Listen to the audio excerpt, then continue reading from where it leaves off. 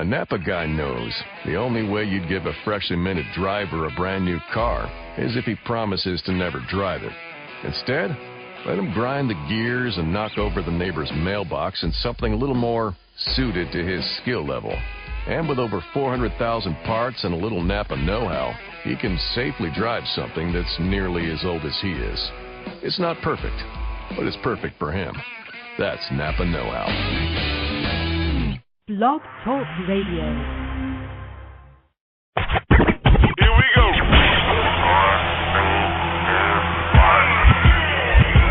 Blast off. This is True Capitalist Radio. True Capitalist Radio. I am your host, the man they call Ghost. The badass of business. Give him capitalism or give him death. That's it. Period. Broadcasting from his Skyline office studios in beautiful downtown Austin, Texas. You sound fruitier than a box of Fruit Loops, for Christ's sake. And now, he'll take it from here. Your host, the prognosticator of prognosticators, the man they call Ghost.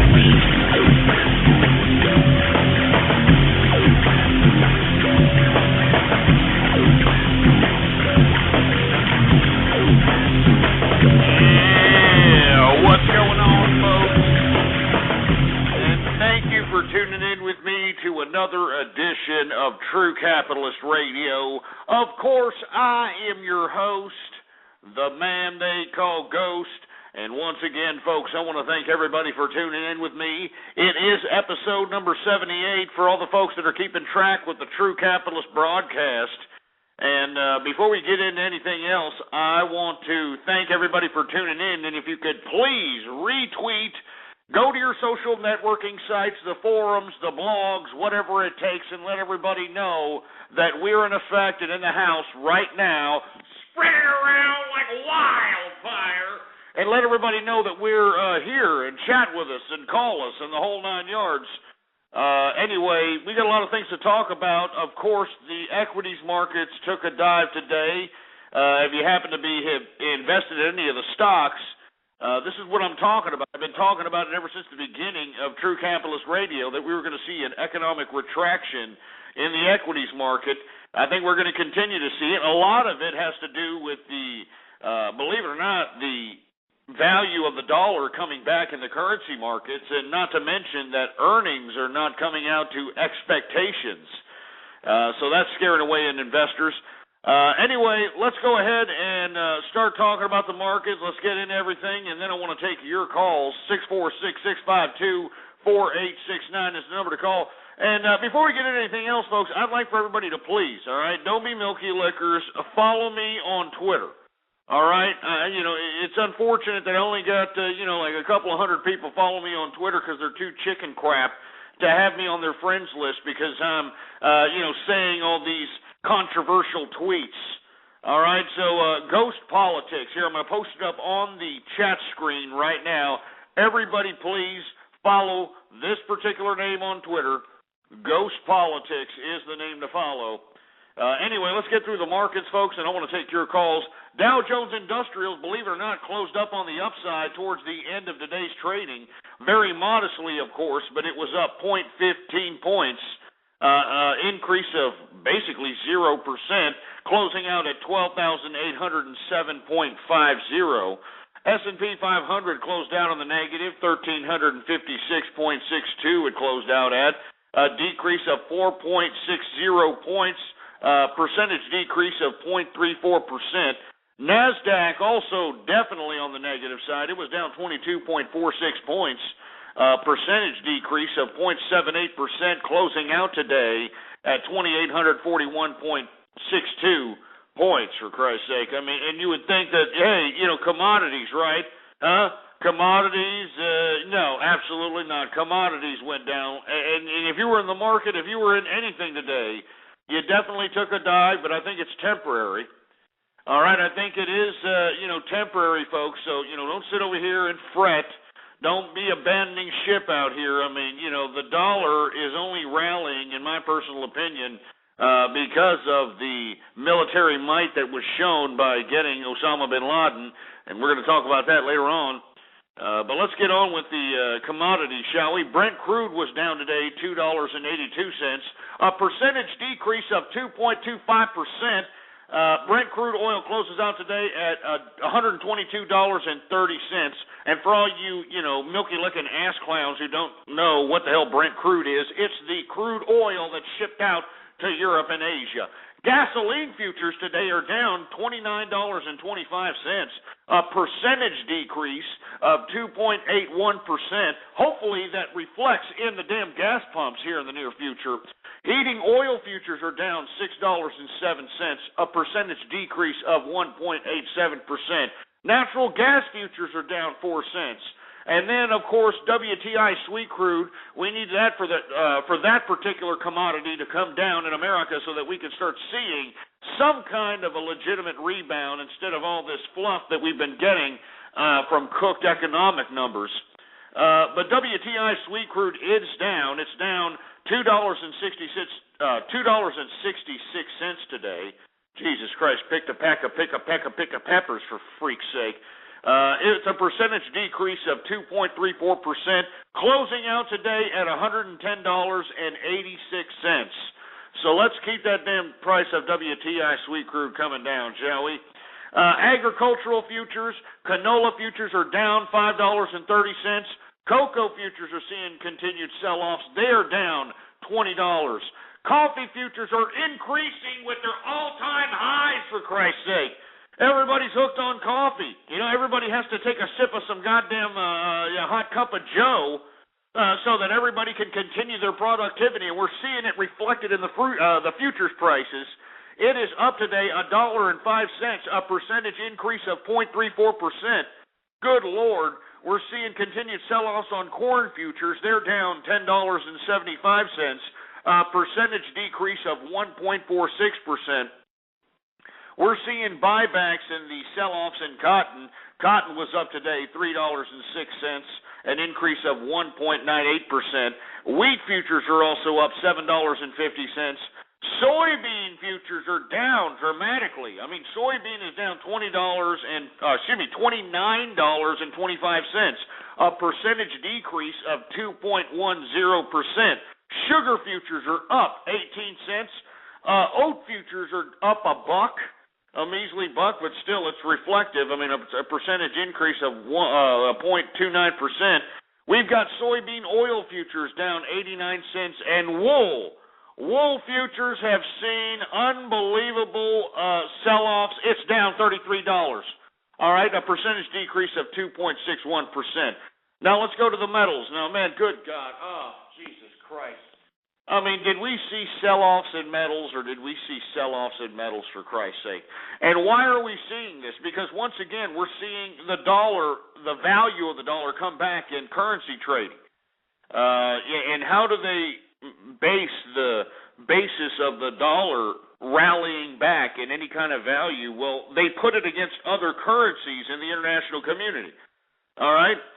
And as it reflects towards against all major currencies in the international community, the American dollar is actually increasing. So by default, if the value of the dollar increases, you are going to see a decrease in equities.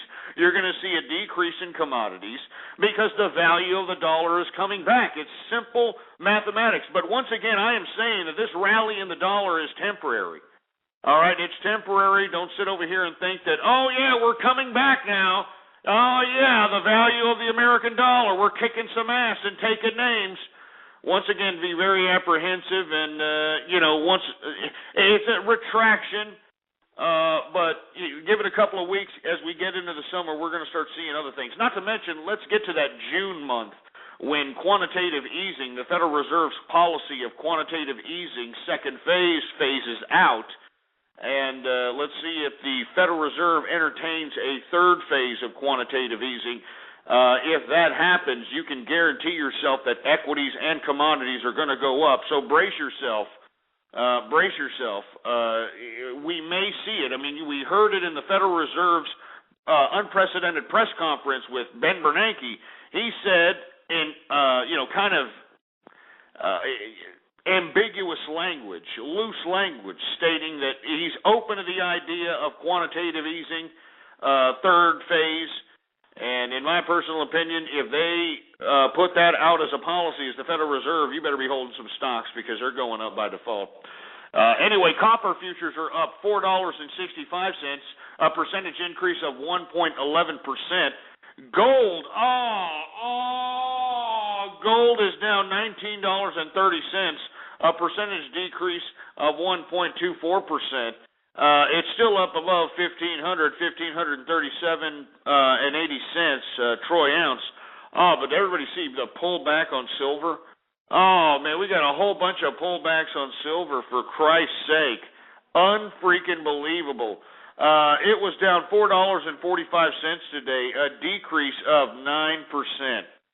A decrease of 9%, for Christ's sake. And once again, this is why you have to keep your eyes on the currency markets and see whether or not the currency is gaining against all other currencies in the international community. But I think that this is a temporary gain in American dollar. We don't have any kind of cut spending policies. We don't have any type of strategies in, cutting down the deficit. Our government continues, all right? Our government continues to spend like it's Zsa Zsa Gabor shopping for another 1,000 shoes or some crap. All right, so this is not going to be a sustainable rally on the dollar. All right, not to mention that we've got Timothy Geithner, which is the Secretary of Treasury. Believe it or not, we were supposed to have this debt ceiling. We have to raise the debt ceiling or else we're going to default on our debts. Well, Tim Geithner, being the sniveling bean counter that he is, was able to maneuver a whole bunch of, financial assets of the American government. So we have the debt ceiling sustained up until August. All right, so once again, there's a lot of factors factoring in when you want to look at this temporary rally in the dollar. I think it's not only patriotic, but there's a lot of international investors investing in American currency at this point in time because they realize that American currency isn't going anywhere. There's not going to be any destabilization in America, at least within the short term. It's not going to be default on its debts. So on and so forth. So this is why you're having a lot of strength in the American dollar. Whenever strength in the American dollar happens, you're going to see a decrease in commodities, see a decrease in equities, and that's what we're seeing. Silver is down $4.45, closing out today at $41.62 a troy ounce. Livestock down today $1.07. Cattle feeder futures down $1.47, and lean hog futures are down $3. And that, my friends, is the markets for your ass. All right, and let me tell you, we've been waiting for an economic contraction. As a matter of fact, I still think it's going to contract. But if you have your money invested in stocks that have the three elements of success, as defined by Ghost from True Capitalist Radio, your equities have to have the three elements of success. And that's good fundamentals. And what are good fundamentals? That means low PE ratios. That means at least a decent cash reserve. That means a low debt to profit ratio, that sort of thing. It's got to have demand and profit. Those are the three elements, all right? Fundamentals, demand, and profit. And if your stocks have them, keep them, hold them, even if they are, retracting in this market. It will come back once again. Anyway, 646-652-4869 is the number to call. Dramatic sell-offs all around the market. But as we have this dramatic sell-off, believe it or not, we got Arabs from around the world. We got, reports 1,000 Yemenis went out in the streets mourning Osama bin Laden's deaths. Not that he had multiple deaths, he had death. According to reports, have Palestinians on the Hamas side going out into Palestine praising Osama bin Laden's death as if he was some kind of a martyr. So let me tell you something. This is a really disgusting situation. All right, and I'm not saying that all of the Arab community is embracing Osama bin Laden's death as some kind of martyrdom, but these public displays of embrace of such a disgusting character on the world stage just goes to show you the mindset of certain individuals in this globe. Some of the primitive mindsets of these individuals. They actually look to this camel jockey scumbag as some sort of a god, or I mean, they actually think of him as some kind of Muhammad's second coming. And other reports are coming out that Taliban, the Taliban, which is supposed to be the faction that used to rule Afghanistan 10 years ago before we kicked the living beat Jesus out of their ass, they are claiming that they don't believe bin Laden is dead. So you've got a lot of people trying to, rally the fundamentalist faction of Islam, trying to rally the fundamentalist faction of Islam back around this idea that we got to do a jihad. We got to do a jihad. They got this this idea rallying around the Islamic community, and it's disgraceful. It really is disgraceful what's happening. I'm not saying that, and don't call me a goddamn racist, you sorry sacks of crap, all right? I'm not saying that the whole entire Arab community is jumping for joy here. All right, I mean, there's a whole bunch of the Arab community that actually wants freedom. All right, I was personally in correspondence with the 2009 uprising in Iran. I was in personal correspondence with many of the organizers that were out there in opposition to the Ayatollah. And this was post the Ahmadinejad's elections, for Christ's sake. And believe it or not, those people in Iran were actually getting inspiration and ideas from yours truly. And what's unfortunate is that the Ayatollah and the Iranian authority has cracked down so much on any of the opposition of its authority that it has not only arrested and rounded up all the people that are pro-democracy, pro-capitalist in Iran, but they have arrested their families, they have tortured these people, killed these people, slaughtered these people, and yet do you hear this in the American media? Absolutely not. So let me tell you something. I will never forget the true patriots and the true pro-democracy, pro-capitalist faction that's still alive, that's silent but still alive in Iran, nor will I forget what's happening here in Syria. And we're going to talk about that later on, folks. But 646-652-4869, what we're talking about now is we got thousands across the Arab and Islamic world mourning the death of Osama bin Laden. We've got the Taliban claiming that, they don't believe he's dead. As soon as this news came out, if you look on my Twitter account, Ghost Politics, I wanted to see a photo of the death. I wanted to see it, just like they were, show off all the bodies of all these so-called nefarious characters throughout history. I mean, Che Guevara is a perfect example of what they do after they execute a son of a bitch. They got when he was in Bolivia attempting his third world revolution international concept, and he got busted and taken alive like a chump.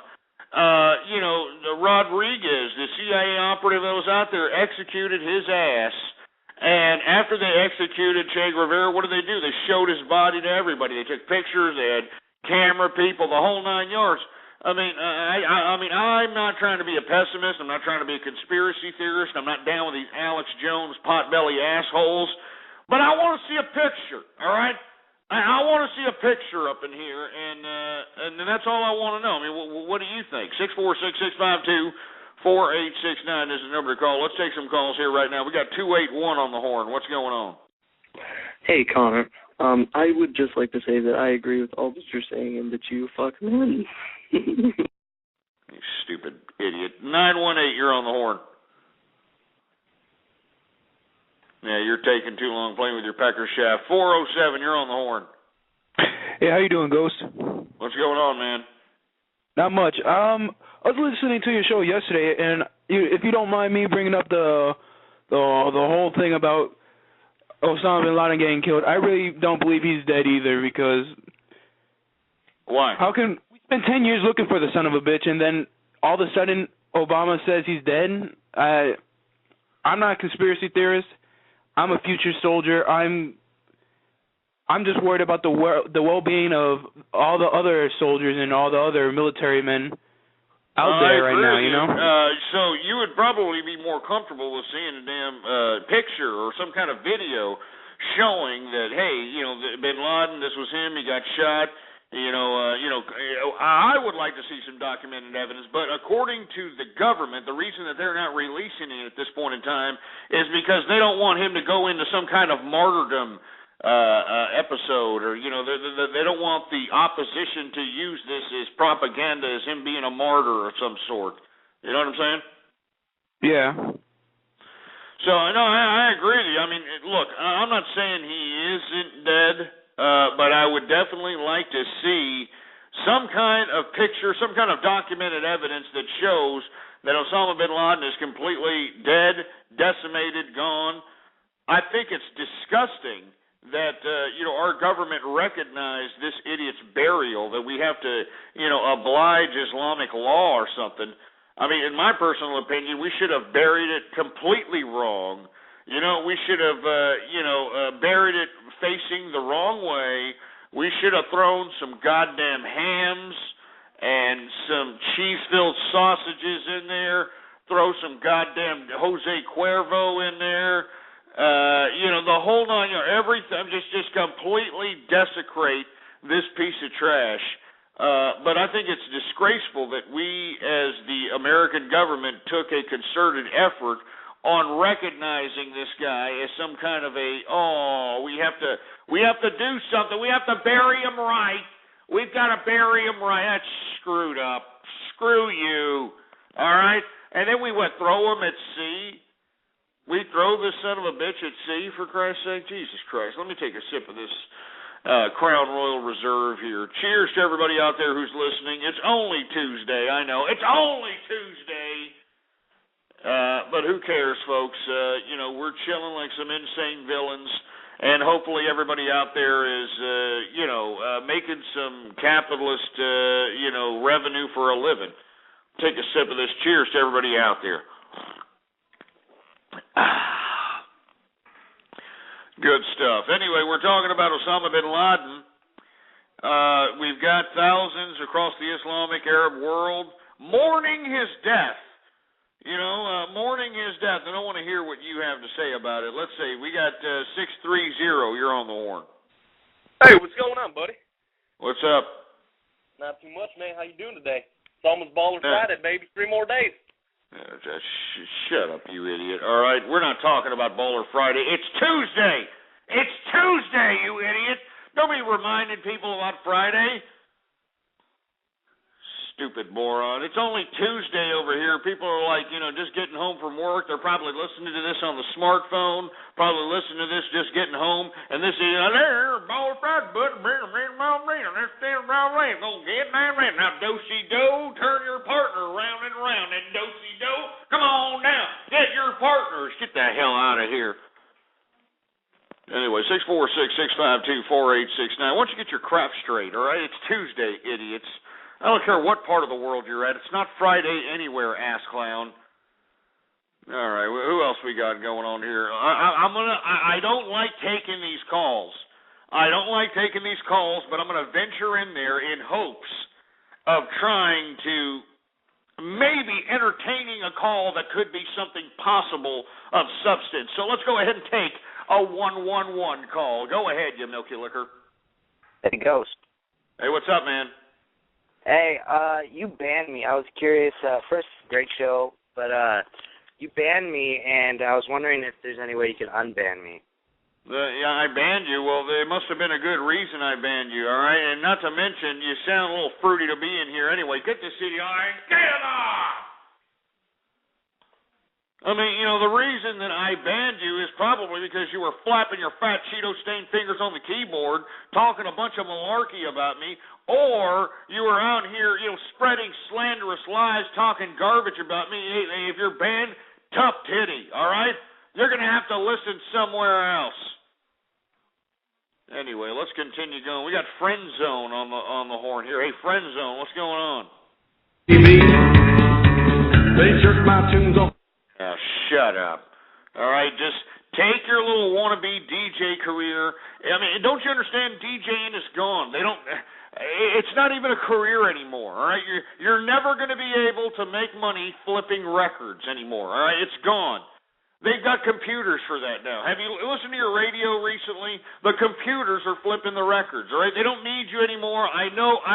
Believe me. I wish I was back then with Richie Valens and the Big Bopper and, I was out here, Alan Freed out here, flipping records. And, rock and roll, daddy, oh, yeah. I wish I could have got paid for that, too. You're never going to get paid for it. It sucks. Get used to it, all right? And I know there's people out here saying, hey, I'm a DJ, dude. I'm a DJ. Hey, DJs, what the hell's a DJ, huh? I mean, you've got computer systems that can mix, beats and, do artificial scratches and all that other crap that DJs do now. It's a disgrace. I don't like DJs, all right? I think DJs are the most useless piece of garbage unless you're doing something. Now, I did post something on a capitalistarmy.com forum post that showed the future of DJing, which showed like this unbelievable contraption that is just, I don't want to get into it, but anyway, the point I was making is assholes calling up, playing a song on the damn phone, thinking it's winning brownie points. I mean, I hear this crap in voice chat rooms all over the internet. You idiots need to get used to it. You're never going to be a DJ that flips records. Nobody gives two rat's asses about what you listen to, assholes. All right?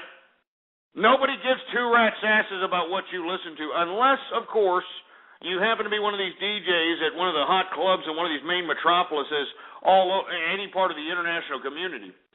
But anybody else, you're wasting everybody's time and everybody's, effort, so to speak. So let's continue on. I know I've wasted too much time on this.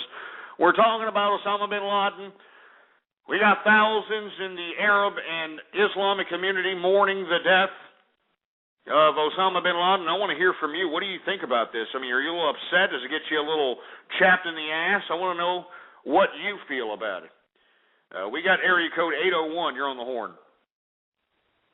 Hey, Ghost, what's up? What's up, man? Just gonna tell you what's up and forget the fucking trolls, man. Keep doing what you're doing. It's great. No, man, I appreciate it, man. What do you think about Osama bin Laden and the people mourning for this bastard? What do you think about that?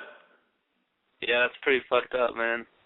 That's screwed up. Not only is it, messed up, but, our country went out of our way, well, unbeknownst to us, of course, but we went out of our way to bury this demonic, turban up the ass having bastard in some, Islamic friendly burial fashion.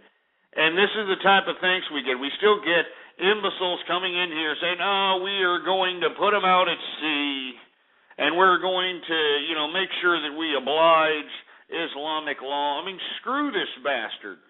I mean, if I'd have been one of them Navy SEALs that went in there and got this son of a bitch, I would have taken my picture with this idiot's corpse. I would have blown that up on my wall in my living room, and when everybody came up in my pad, watching the game or drinking or playing spades or whatever I do, they would go into the living room and see me with a dead corpse of Osama bin Laden, and they'd be like, man, that's gangster. That's gangster. You know what I'm saying? But no, we got to oblige, Islamic law. And I'm not trying to make light of the Islamic situation, but I mean, seriously, did we have to oblige this kind of, Islamic burial towards this bastard? 801, did we have to do this for this idiot? Totally not, man. I mean, he fucked up enough of our lives. I wouldn't mind just throwing him in the junkyard, pissing on his corpse, man. Yeah, I hear you, man. I can sense that anger from you, man, and I want to thank you for calling. Let me tell you something right now. I can't believe our government, is sitting here entertaining this idea that we had to, make sure that we had kid gloves burying this bastard. Give me a break. And then we have people that are mourning the death of this guy. They're mourning the death of this guy, for Christ's sake. Can you believe this crap? Good Lord.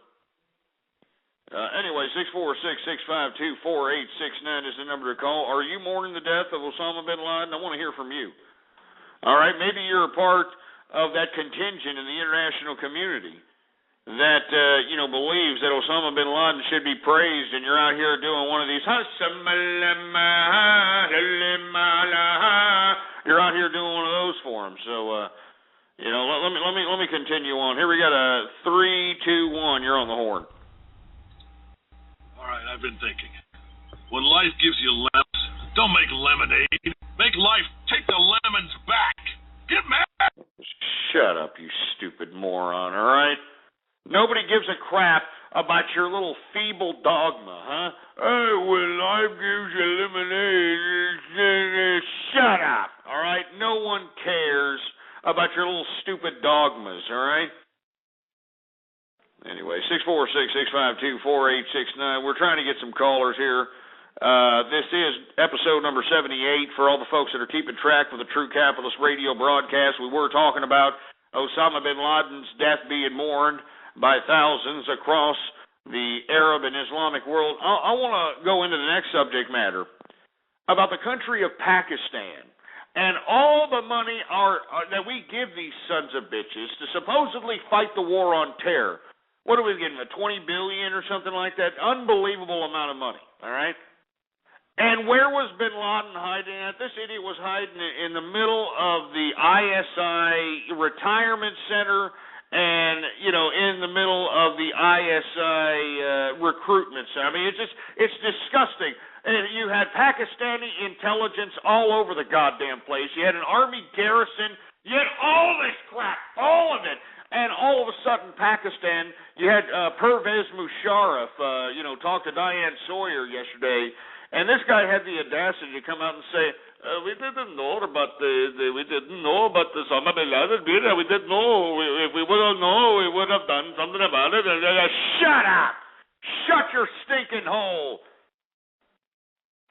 Tell you something about Pakistan. The Indians at this point in time are utilizing the substance behind the sheltering of bin Laden to fuel their hatred for the Pakistanis. Let me tell you something. The Indians do not like the Pakistanis. If you look back in the history, they have had several wars, many of which have been won by the Indians, and the Indians are utilizing this particular hiding of bin Laden, because that's what it was to me, and I think it's interpreted that way throughout the international community, with the exception of the assholes mourning this guy's death. They were hiding this bastard. This is why we did not have the Pakistani authorities' consent. We had to go in there with Navy SEALs, kill his ass, and then take control of this idiot's corpse. Anyway, 646-652-4869. What do you think about Pakistan? You think Pakistan's involved? I mean, the ISI should be ashamed of itself. I mean, the Pakistani intelligence, the Pakistani government should be ashamed of itself. But if you read into the history of Pakistan, I mean, at least in the recent history, within the past 2 years, there has been fanatical bombings in Karachi, in a whole bunch of different cities in Pakistan that are related to attempting a destabilization of the government because they believe that the government is not implementing the people's will. And what's the people's will in Pakistan? They want Islamic law. Well, that's what they want, for Christ's sake. They're not embracing this crap because they are still primitive. We've got some kind of military police state out there in Pakistan that is keeping the people stupid, keeping the people dumb, and this is why you have these people believing that, Osama bin Laden is the second coming of Muhammad or some crap. Jesus Christ. Anyway, 646-652-4869. What do you think about Pakistan? Let's take some calls. Area code 906. You're on the horn. I want to give you a Rumple Blumpkin, baby. Yeah, shut up. You sound like you want a Dirty Sanchez, you moron. Who else? We got Capitalist Davey in the horn. What's going on? All right, Ghost. I'm calling from across the pond tonight. Hey, how you doing, man? How you doing?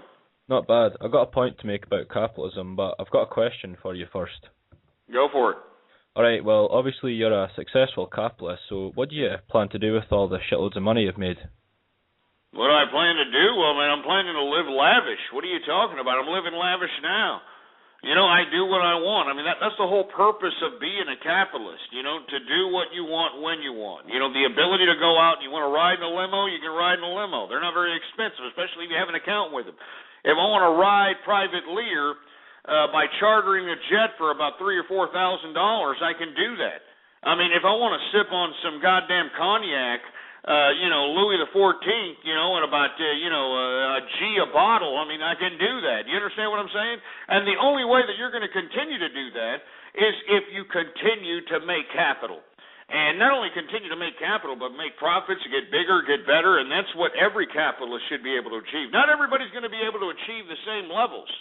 You know, some of us are going to be better at this capitalist game than others. Some people, level of success are going to be, maybe a small business, maybe modest, trading, whatever the case might be. But others, multinational conglomerates, stock market, companies, that sort of thing.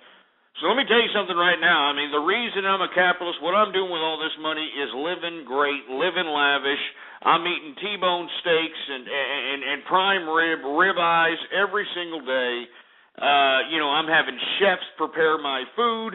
I'm living in a high-rise condominium in Austin, Texas that oversees the entire downtown area. It's just an unbelievable life, man. I mean, it's just great. I think everybody should try to achieve, generating as much revenue as they possibly can, so that they can live such a lavish life. I mean, don't you think they're capitalists, Davey? Aye, man. It sounds like a good plan. The second thing was, I was wondering if all Texans are raging faggots like yourself. You stupid idiot. Let me tell you something right now, you stupid limey bastard. You come down here to Texas and start flapping your little dumbass tea-drinking gums out here and talking that garbage, all right? I'll tell you right now, you would get your teeth stomped so far down your throat that you'd be able to eat the last fish and chips you had the day before yesterday, you milky-looking piece of three-tooth having garbage. All right, don't sit over here and talk garbage about here. Texas, I mean, let me tell you, why do you think everybody's moving to Texas?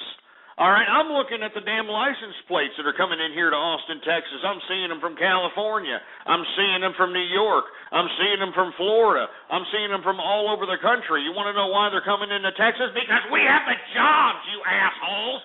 We got the goddamn jobs. We're out here paying people. I mean, we got corporate America coming out here basing their headquarters out of Texas. Not to mention that we produce the greatest agriculture and livestock in the international community. So for you idiots to be sitting over here waxing your carrots, talking all this garbage about Texas, you don't know shit from Shinola about Texas, you morons. And for you idiots to continue to talk garbage about Texas really pisses me off. It really does piss me off. I mean, Texas is great. We used to be our own country, assholes. Don't you remember that? Huh? We used to be our own country. I mean, as a matter of fact, we got it written with the United States that at some point in time we feel that, the sanctity of Texas is somehow besmirched by the federal government. And, we have of course, we have to have some kind of bureaucratic process to go through with it. But if we do, we can actually secede from the Union, all right, and be our own goddamn country, baby. Let me tell you something right now. As a matter of fact, I am in the process, folks, believe it or not, I am in the process of funding a manufacturing operation. And it's going to manufacture goods. I'm not going to say what goods they are.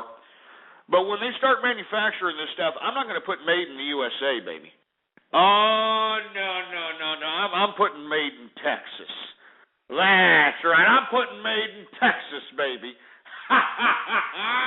Woo! Anyway, 646-652-4869 is the number to call. I know we got haters and haters of Texas all over the world, and I don't blame them. Anyway, let's take some more calls here. Who else we got? We got 630. You're on the horn. Hey, baby, why you taking me off the horn, baby? I was just saying it's Baller Friday coming up. Shove it up here. Shove it up here. Get him off of here. Good God! I mean, look at this. I got literally 200 people on the damn horn here. Look at it. I got 200 people on the horn. Here we got 000. What's your excuse? Ghost, are you gonna manufacture dildos? Damn it!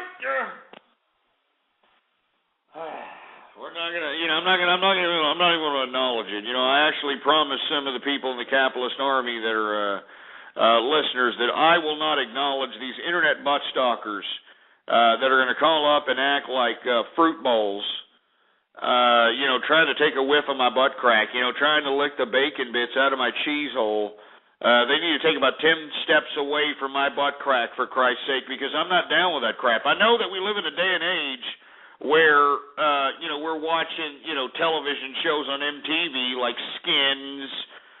We've got Ellen DeGeneres and her disgusting beak neck, out here as some kind of mainstream personality.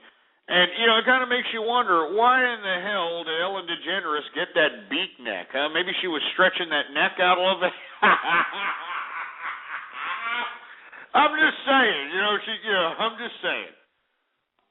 Anyway, 646-652-4869. I'm trying to get into a good mood, folks. I cannot let these internet butt stalkers piss me off. All right?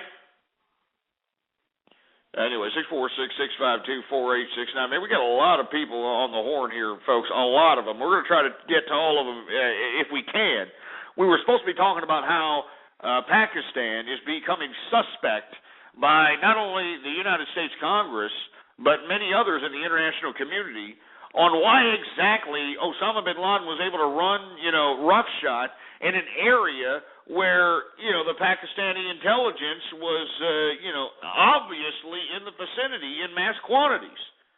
Anyway, let's take some calls here. 413, you're on the horn. Hello? Hey, what's up, man? Can you hear me all right? Hey, yeah, we can hear you. I'm a new member of the Capitalist Army, actually. Hey, what's going on, man? And I was just wondering when I got my free condoms. Yeah, you're not a member of the Capitalist Army. You sound too fruity to be part of the Capitalist Army. All right? Well, what do you want free condoms for, huh? You want to go service glory holes or something, huh? You're taking the nearest trip to the San Francisco bathhouse out there, spreading cheeks, huh? Taking on all comers, you sick son of a bitch, huh? Jesus Christ, man. I mean, this is just horrible. Let me take another drink of this. I'm trying to drink some of this Crown Royal Reserve in hopes of just trying to ease the blood pressure problems that I have from all these idiots calling my ass all the time. But anyway, let me go ahead and take a sip of this.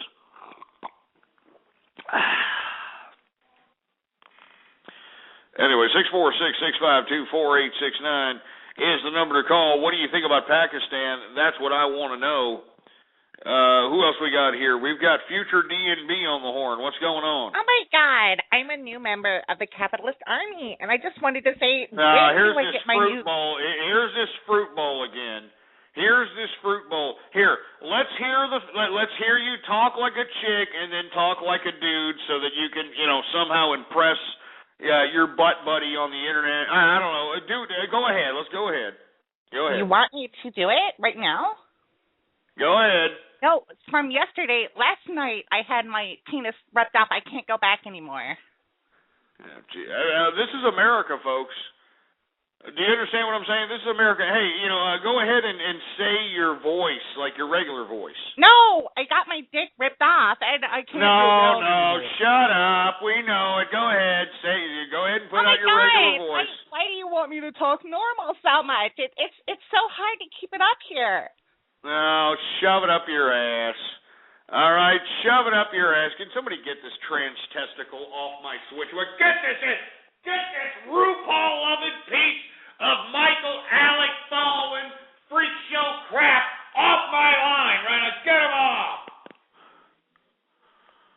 Jesus Christ. Anyway, 646-652-4869. I'm not joking. People think that, I get people like this to, I'm paying them or something to call up and talk like this. I kid you not. This is the real America. This is the real America out here, and I know that this is hard to believe, but this is the America that the baby boomers created, This is the America that's left behind by the baby boomers, and that's why I'm saying all the youth that's listening out there, do not have any compassion for these people. If you're under the age of 55, you're being, basically left out in the wind. I mean, under Paul Ryan, Representative Paul Ryan's plan, anybody who's under the age of 55 is going to be paying for everybody else who's over the age of 55, for Social Security that they're never going to see. I mean, don't you understand that you people are never going to see Social Security, and yet it is taken out of your checks? I mean, how is that fair? Can somebody explain that? And yet nobody talks about it. None of the youth gives a crap. They're more worried about the Jersey Shore, about a couple of meatball-eating greaseballs getting on the goddamn MTV screen out here saying, "Yeah, how you doing here, man? Hey, how you doing? I'm sitting over here. I'm over here now. Hey, look at me. Hot tub. Hey, look at Snooky. Hey, look at that pack of, mobile lawns on that fire. Hey, I'm over here now." Jesus Christ. It's horrible, man. I mean, it's horrible. It almost makes me want to break out into tears. How disgusting and disgraceful our country has become. And look at the international community. They're laughing at the stupidity that we display out here like it's no big deal. They're laughing at us when in actuality, they're the idiots. They're the morons. I mean, you take a look at Britain, for instance. They sit over here and try to, talk garbage about America. Oh, yes, these Yanks, they don't know what they're talking about. They're not proper. They don't know proper English etiquette. They don't know what they're talking about. You know what I mean? They're sitting over here still worshiping a prehistoric, feudalistic concept of monarchy. Can you believe this crap? They're still worshiping kings, queens, princes, princesses. I mean, what a disgrace to humanity. I mean, can we not, lest we not forget that it was feudalism that left humanity stagnant for over 1,000 years. Over 1,000 years, humanity laid stagnant while pompous-ass royalty, who was bequeathed this nepotistic idea of power through institutionalistic theocracy. Do you understand like that? I mean, this is why I'm saying I am part of the new age, the new ideas of putting all this old world ideology, this old world ideology of feudalism, old world ideology of theocracy, of nationalism, of culturalism, of racism, all these isms that have caused nothing but strife in the human equation, that have caused nothing but wars, tragedy, and devastation. These ideas should be in the halls of antiquity, and by God, as we continue on in the future, one day, and I guarantee you one day, we're going to see them in the halls of antiquity. 646-652-4869 is the number to call here. We were supposed to be talking about how Pakistan is becoming suspect not only in the American Congress, but throughout the international community. They are becoming suspect because they seem to have been housing Osama bin Laden, according to all reports, of course. But I want to hear from you. What do you have to say about it? All right, 111, you're on the horn. Hey, Ghost, can I have the bacon out of your cheese hole? Yeah, shut up. All right, just shut your stupid, stinking, fruity, squirrel fisting, whacking off to a naked picture of Adam Lambert's asshole ass up. Shut up! Get him off! We've got area code 405. You're on the horn. We're not gonna hear it. All right, we're not gonna hear it. 740. You're on the horn. What's up, Ghost? It's Tony in Ohio, man. Hey, what's going on, man? What are you doing? Nothing. I was going to give you an economic tale of woe if you wanted to hear it, and then tell me what your take on it is. All right, go for it, man. All right. Imagine you're an online poker player, and that's what you're doing to scrape out a living in this economic downturn. Let's say you turn to it after discovering there was no other means to do anything else, and it happened to be the talent you possessed. So you were doing this, and let's just say you went and paid your taxes. And then on April 15th, about 2 weeks after you paid your taxes on the money, your account gets frozen. And your life savings basically is wrapped up in it because obviously your bankroll and your bill money is all the same when you're gambling for a living. So when this happens, what do you suppose a small business person that just filed as such might want to do with their small business in light of the fact that their business has just been de facto outlawed and their entire earnings for the last few years has been frozen without notification, trial, or seemingly property rights? I don't know, man. Go ahead. Well, this little story is about me particularly. So No, I want to give listeners insight. This is Tony in Ohio. Has been an avid listener for years. He became a poker player, online poker player. Actually, became a rather good one, making a serious living on it. And obviously, according to what you just said, that you just filed your tax returns as a poker player. I know that you can file as that's legal. Yeah, Schedule C 1040. Yeah, and apparently, and according to this. The report that has come out, any offshore online poker operation has been completely frozen. They have been completely disbanded from any American activity. But, Tony, from what I understand, I thought that the poker companies were going to allow people to go in and, take out their money. They were going to give out withdrawals. I think that the government supposedly had worked out a deal with these poker sites. They released that a few days later. That was a notification through the major media, but in fact it took about a week and a half before anything happened at all. And it happened with Poker Stars. They've begun to process withdrawals. I don't have the bulk of my bankroll on there. It helped a little, to float me, but the bulk of it's on another site, Full Tilt. So basically, we're still waiting. And I'm pretty sure it's going to happen. For a while there, I was about 50-50 that they were just going to go bankrupt because of the seizures by the government. But it looks more like 75-25 we're all right. So I'm hoping for the best. Tony, you know what I'm thinking. Since you're a person that depended on this, and of course you were taken in by the poker whirlwind that has been going on within the past 5 to 7 years. ESPN, NBC, Poker After Dark, the Game Show Network, they're all pumping this idea of becoming an actual poker player and becoming some international face, and not to mention profitability. And on the top of seeing these programs, you're getting pumped these online poker sites on American media, on American commercial, utilizing these same poker players that are supposed to be, playing poker on the table. Now, in my personal opinion, Tony, if you can't get paid, I think that you have every legal right to start going after these Phil Ivies and, all these other jerk-offs that own an equity in these companies. Phil Ivey, I know that everybody likes to think of this guy as some big badass poker player, but, let's go into Phil Ivey's real history. This guy gets paid tremendous amounts of royalties through Full Tilt Poker. As a matter of fact, this guy makes more money off of Full Tilt Poker's equity than he does at actually playing poker.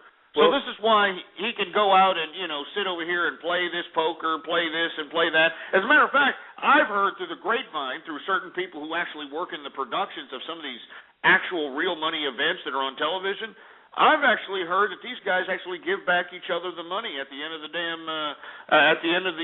show because they have to be paid for the show. So that's what they're doing. They're actually being paid for the show. They're acting like they're giving, real money in these big bets, and they all give each other back at the same time. So in my personal opinion, Tony, if you can't get, your money from Full Tilt because it is an offshore business, Poker Stars offshore business, not to mention are they offshore, they're not recognized by the World Trade Organization. These are, tribes that are in the middle of Costa Rica somewhere. Well, there's already a lawsuit in the WTO because one of the sites, UB, I think, Ultimate Bet, it's either that one or its sister site, which was the third major company that was affected. They actually had some relations with licensing through Antigua, so Antigua filed through the WTO. So it's not recognized, and at the same time, there's this vagity about it.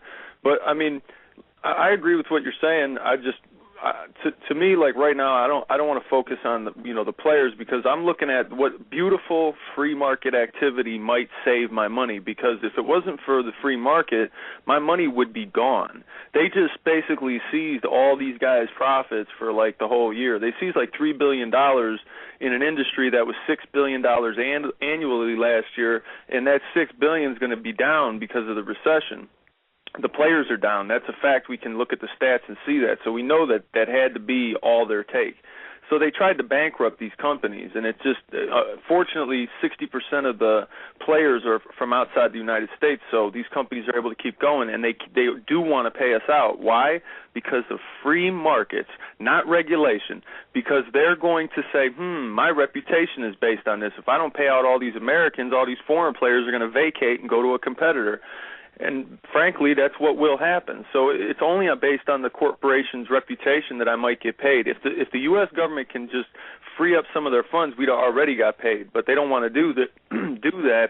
So right now, I've been out of work for like 2.5 weeks, and it's looking like they're going to try to like make a political case out of this for the next couple of years, which means I got to move out of the country just to keep going about my business. And I'm basically going to do that. I mean, I don't have a choice. Are you kidding me? You're actually thinking about going out of the country? Yeah, I'm not going to give up my citizenship, but I am going to apply for permanent residence in a certain South American nation. Yeah, I don't think I have much choice. I think every other country in the world basically allows for this, and all of a sudden we're getting a moralist hair up our ass in Washington, D.C., which, by the way, 24 hours before they did this crackdown, it just so happened to be, tax day, April the 15th, they also passed legislation to make it so that the only legal place to play online poker in the United States was where? The Washington, D.C. area.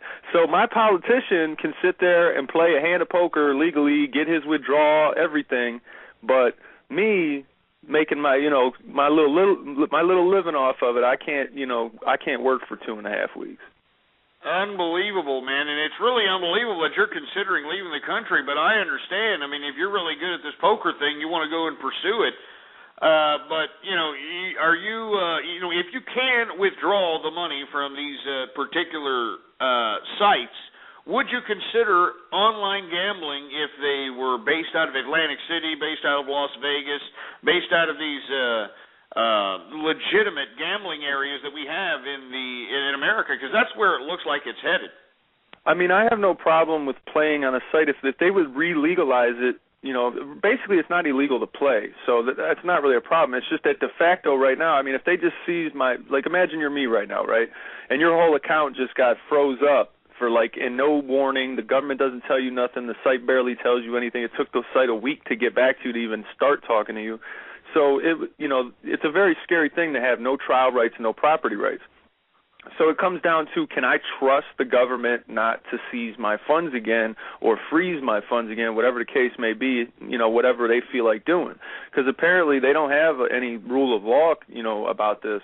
So, if they reopened it and they did it in a way that made sense, then yeah. But if they're going to reopen it and they think they're going to over-regulate it or over-tax it, just for the pleasure of playing on a United States site, because that looks like what they want to do. They're trying to pull mercantilism. They tried to put a bill through just last year that would have made it illegal for American players to deposit or withdraw with any other company but these American companies, and these American companies would have had a strict monopoly on it for, like a 3-year, 4-year period. And it's just a way to catch up in an industry that their dumbasses didn't invest in to begin with. And now they're falling behind these international companies because of our dumb government not allowing it. And so they want to try to catch up. And the only way they can think of doing it is protectionism. Man, I'm really sorry to hear about that, Tony. I want to thank you for calling, because we're about to head into the second hour But, man, I know there are some people, especially Tony from Ohio. He's been an avid listener, an avid caller for a long period of time. I want to thank him for calling, by the way, a long-time listener. I know there are some people that are not getting their withdrawals from these particular poker sites. But once again, I strongly urge everybody who is, left with their prick in their hand when it comes to these poker sites to start looking at some of these damn poker players. The Phil Ivies and the Chris Jesus Fergusons and the Doyle Brunsons and all these other assholes that have become the poker personalities. These are the individuals that actually own interest in these particular companies, and they're the ones promoting it to the public, like, yeah, come on down. Come on down to the online poker site. No problem, all right? You can bet, you can gamble, and, they're trying to promote this crap, and they're making more money off of promoting online gambling than they are actually gambling. That's why, when you look at these assholes that are claiming to be big-time poker players, I'm talking about the Phil Hellmuth, I'm talking about the dumb assholes on, Phil Ivies, and all these idiots, they're making more money off of promoting a goddamn offshore gambling site than they are gambling. This is a farce. This is ridiculous, and that's why I don't even watch poker anymore. Not to mention that none of the poker players are looking like poker players. They don't look like poker players, for Christ's sake, man. They look like goofs. They look like assholes that would be congregating in a goddamn Dungeons and Dragons convention. Poker players, good God. Anyway, we are in the second hour of the True Capitalist radio broadcast. I am your host, the man they call Ghost, and once again, folks, I want to thank everybody for tuning in with me. If you could please retweet the broadcast, all right? Let everybody know blogtalkradio.com/ghost is the link to send them, and spread it around, baby. Spread it around like wildfire. Not to mention that we've got all kinds of little buttons there. As you can see on your little screen, we got a Facebook thumbs up button. We've got a tweet this button. We've got an embed that button. We got a spread it around button. Use and abuse those buttons, baby. And that's all there is to it. Anyway, let's go ahead and continue on, shall we? We were talking about how Pakistan is becoming suspect, not only in the United States Congress, but throughout the international community for this bin Laden housing situation. India is starting to flex nuts. They got people in India saying, oh, yes, we have got to go out there. We got to beat the living crap out of Pakistan. We have to beat the living crap out of they sit over here. They flex their nuts all the time. They're pissed. All right, that's all I got to say. They're pissed. And, this is what we were talking about. Now, let's move on to another subject matter. I want to talk about Syria. Because I think what's unfortunate is you've got the Syrian Authority deploying the army across cities throughout the country so that they can continue to kill innocent people. Because that's what they're doing. They are killing innocent people in Syria, and yet we are just allowing this to happen. Bashar al-Assad should be targeted for termination. And yet this guy continues to utilize his army to kill his own people so he can sustain his own disgusting rule. It's a disgrace, man. It's an utter disgrace, and yet we're sitting here allowing it to happen. We're allowing this crap. We're supposed to be, we're going into Libya because we want to prevent a humanitarian situation. We've got a humanitarian situation. We've got one in Syria, for Christ's sake. Makes me sick to my stomach. And here we are. We're supposed to just be like, everything's okay, baby. Everything's all right. Don't worry about it. Bashar al-Assad will eventually get some UN sanction and all. Screw that crap, man.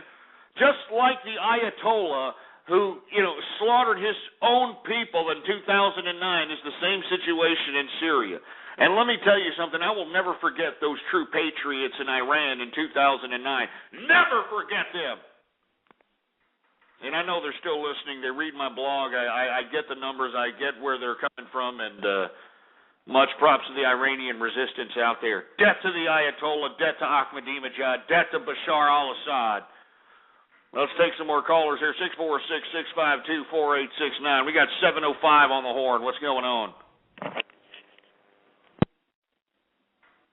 Oh, Jesus Christ. You hang up? You hang up, for Christ's sake? Grow a pair. Grow a damn pair for a change. Jesus Christ. All right, we got Texas Walker fan on the horn. What's going on, Texas Walker fan? Oh, my God. How are you? This trans testicle again, for Christ's sake. Yeah. I mean, why? Why are you a trans testicle? Well, I mean, I didn't like my penis. So you like taking it in the pooper? Is that what you're saying? I have to send it to you. You can put it in your cheese hole. No. Answer the question. You like taking it in the pooper?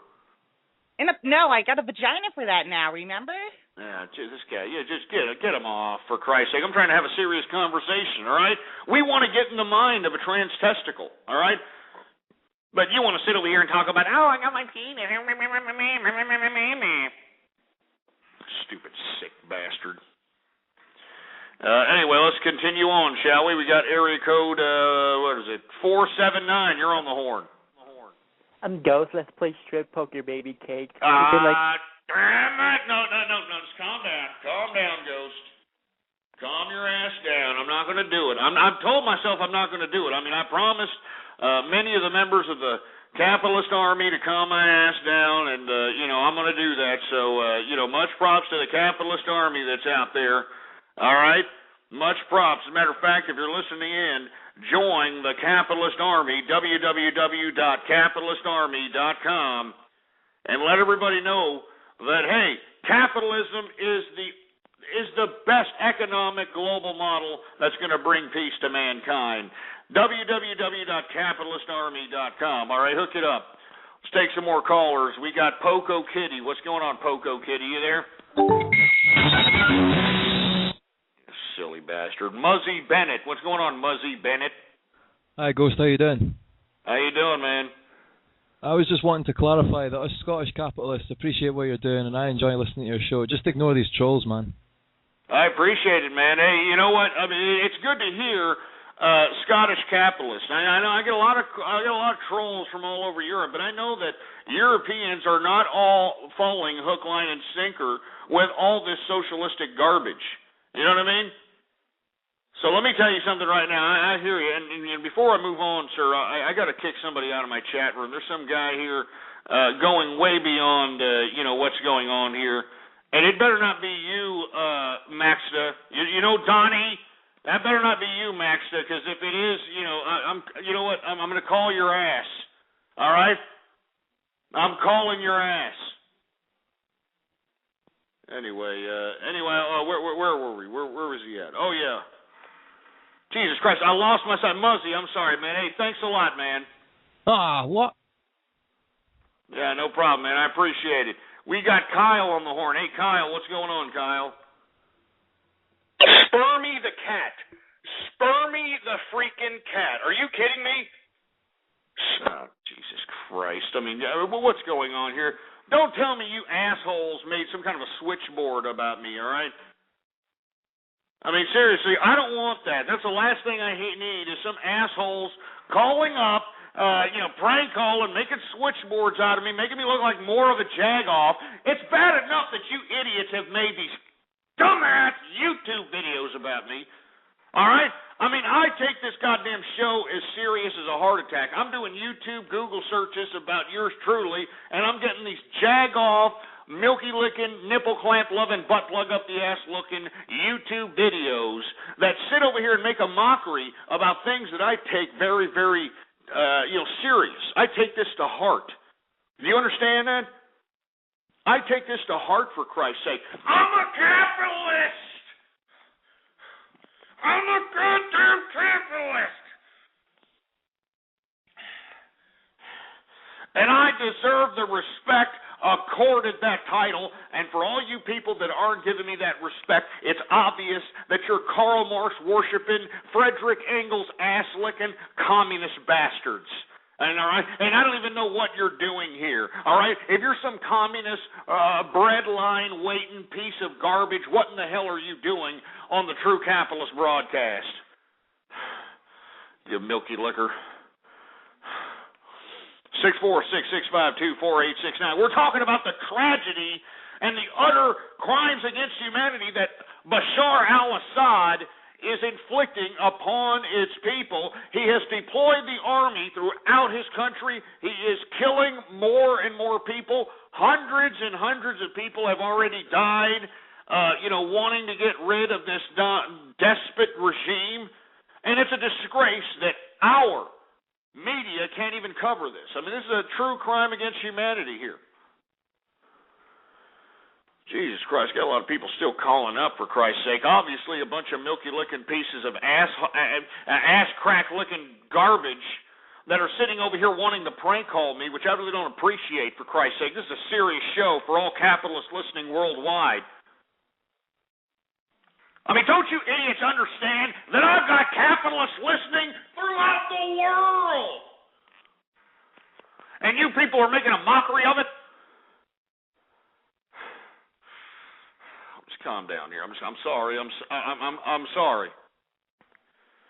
Let's take some calls here. 408, you're on the horn.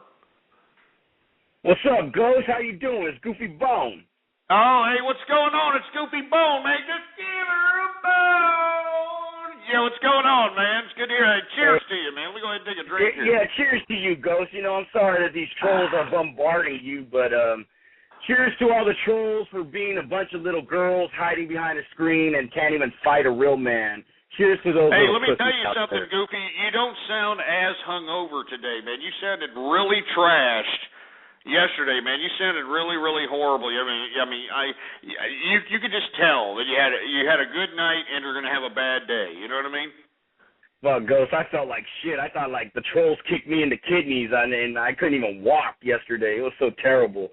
But I almost got fired today at work because I thought I'm the top salesman there, so I figured, hey, they'll give me a little leeway. But nah, stupid asshole yelled at me. But I made a good sale today, and then he passed me on the back and he says, "Good job, son." I was like, "Oh, you fucking bastard."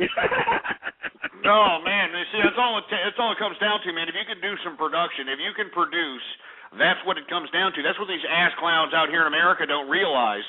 They think that just because they show up that they deserve some kind of, high-class payday when they actually have to fulfill the job. They actually have to produce and do a job. That's what these idiots don't understand, for Christ's sake. You know what I mean? Yeah, exactly. I'm on the sales commission only job because that's all we could find out here in the Silicon Valley. But as long as you go out there and hunt, you're going to get some food to eat. So that's all I could say. But, Ghost, I want to talk about Osama bin Laden. This is the biggest conspiracy in the whole wide world. I remember back in the 80s, a mob boss in New York got his ass handed to him, and it was all over the papers. I mean, his blood, guts, fat belly, everything was all over the papers. This guy got shot up, people, to those idiotic people that don't know. Yeah, you're talking about Paul Castellano getting gunned down right in front of that steakhouse, right? Yeah, he was eating or something, and he got it. Well, it was all over the papers. My dad actually has a couple of the papers, and they show his body all over the newspaper, but they can't even show a single picture. And that stupid picture they had of Osama bin Laden, I knew that was fake, but they can't even show a picture. And the only picture that's available is some bad Photoshop doctored photo of Osama bin Laden picture of some supposed head wound. I want to see not only pictures, I want to see video. I want to see actual proof that this son of a bitch is gone, he's dead, and that we're not going to see any more videos or hear any more audio tapes of this son of a bitch, so that these damn wacko fanaticist, Islamic fundamentalists actually believe that this guy's the goddamn second coming of Muhammad and start going out there and pulling off more damn terrorist acts in this, in this martyrdom type concept. I mean, we have to literally. I mean, every time every leader has been executed, every time every leader that's been shot, we've shown the body. I mean, look at John Dillinger. They look at John Dillinger when they shot him. They had him half naked. Body shown all over the world. You know what I mean? It's like, come on, are you serious? You can't. The thing is, Ghost, is that they said that they collected the body and they lifted him up on a helicopter. How come there's no footage of him, a body getting lifted up on a helicopter or something? They show the gunfight. They show the fire on the house. They show all this stuff, but then yet they want to go dump him off in the ocean like he's Megatron, and that's going to be it, and we're done with Osama bin Laden. That is the most stupidest excuse in the world for you, the United States. But hey, that's what happens when you have a black man in charge, and he leaves it with Junkyard America. And I'm sorry to say that, goddamn true. Man, that's rough, man. So let me tell you something right now. I do agree with you on the fact that this that we're seeing out here, this explanation that Osama bin Laden is just somehow dead. We have to see it for ourselves. I want to see some documented footage. I want to see some kind of action. I want to see his dead corpse. Why we threw this idiot at sea, why we gave this guy some kind of an Islamic burial, why we did this is just disgraceful. It's disgusting. We should have burned his corpse. We should have shown it being burned. We should have done something like this. You know what I'm saying? And unfortunately, we're obliging the goddamn Islamic fundamentalists by sitting over here. We took care of it. We shrouded it nicely. We made sure to put it in the direction of Mecca, and we put it at sea. I mean, what the hell is going on with this crap? You know what I'm saying? It's like I said, they threw him out to sea like he was Megatron at the end of Transformers 1, like, oh, God, like he's away from everyone. I mean, come on, are you serious? What did they do, cement block his shoes and just toss them? I mean, come on. Well, what is that's a good point. That's a good point. I mean, this guy's not just going to necessarily float down into the bottom of the ocean. I mean, they had to put some cement shoes on this damn turban-wearing son of a bitch, and it just kind of makes me wonder how exactly the whole process of burial at sea happened. You know what I'm saying? I mean, I hope nobody's out there trying to look for the damn body so that they can, put this guy back up. I mean, who the hell knows? I mean, these goddamn fundamentalists are so sick and so twisted. Who the hell knows what they're capable of? I want to see a body. That's all I got to say. I want to see a body. I mean, come on. We've seen the fake birth certificate. Let's see a fake body shot. Come on. I mean, Tupac got shot. We saw his autopsy within 48 hours. I mean, come on. For real. Man, so you think that the birth certificate that, Obama put out is it's a fake birth certificate? I'm telling you, Ghost, I am a professional document, let's just say, what's that word? I don't even know what the word is. Document augmentator, so to speak? No, I forge documents, Ghost. Let's just put it that way. But anyways, I could have made a better, even had some wrinkles on it and, make it look old, kind of birth certificate compared to this one that come on. The state of Hawaii didn't even say, oh, yeah, by the way, here's your birth certificate, Osama bin Laden. No, they did not. They, they took 3-4 months to get that idiot to swoop it up and make it look kind of, tacky. That was the most tackiest thing. I'm sorry. Look at your birth certificate, people. Look, I mean, I have mine. I mean, I've had it in an old wallet for, God knows when, but, it's still, readable. It's still perfect, presentable, and it has the stamp of the seal of the state of California on it. Where was the, Hawaii seal stamp? Where's all this other stuff? I mean, come on. And then they're really gonna have this raid that they so-called. Well, it went on, but then they're gonna say, oh yeah, we took his body, we looked at it, it was him. Then we went and dumped him off the sea, and that's the end of Osama bin Laden. But yet, let's leave our 100,000 troops out there still fighting for who? Now you guys got to go look for somebody else. Yeah, go look for him. Yeah. Wasn't that the war? You bring out a lot of harsh sentiment that is resonating with certain parts of the population in this country there, Goofy. But hold on the horn there. Just hold on just for a second. I mean, you're getting a lot of controversy in the chat room. I mean, I don't know if you're looking in the chat room, but people are sitting over here, flapping their fat sausages of fingers on the keyboard, saying things that, racists, that sort of thing. But let me tell you, I mean, for you to say that, There's some fake documentation going on that, the things that you implied here really pissed off some people. So I want to hear from them. I want to hear from you. You got some good debate going on. We were talking about Syria, deploying its army across the country as the protesters continue to press forward. Stay on the horn there, Goofy. What we're going to do is take another call. Hopefully somebody has something to say about what you said. Because, I can see it here in the chat room. Hopefully they got balls to get their fat jelly asses off their chairs and, go out there and call. Here, let's go ahead and take some calls here. 646-652-4869 is the number to call. Area code 215. What do you have to say? Hey, Ghost. It's us out in Oklahoma, me and the swinger couple. Calling again. I think I called you yesterday or the day before. Anyway, I got a few things to say. Go for it. First of all, there is one thing I saw that was pretty legitimate as to a claim that Osama bin Laden had died years earlier. It was Benazir Bhutto, which was the president of Pakistan until she was assassinated. But 2 months prior, she had claimed that Osama bin Laden had been killed. And another thing is, I do like the timing where Obama announces his reelection, then he releases his long-form birth certificate, and then roughly in the same week, happens to come up with, oh, well, I killed Osama bin Laden. The timing is real good if you're a smart politician so that you can get a huge boost coming into your reelection.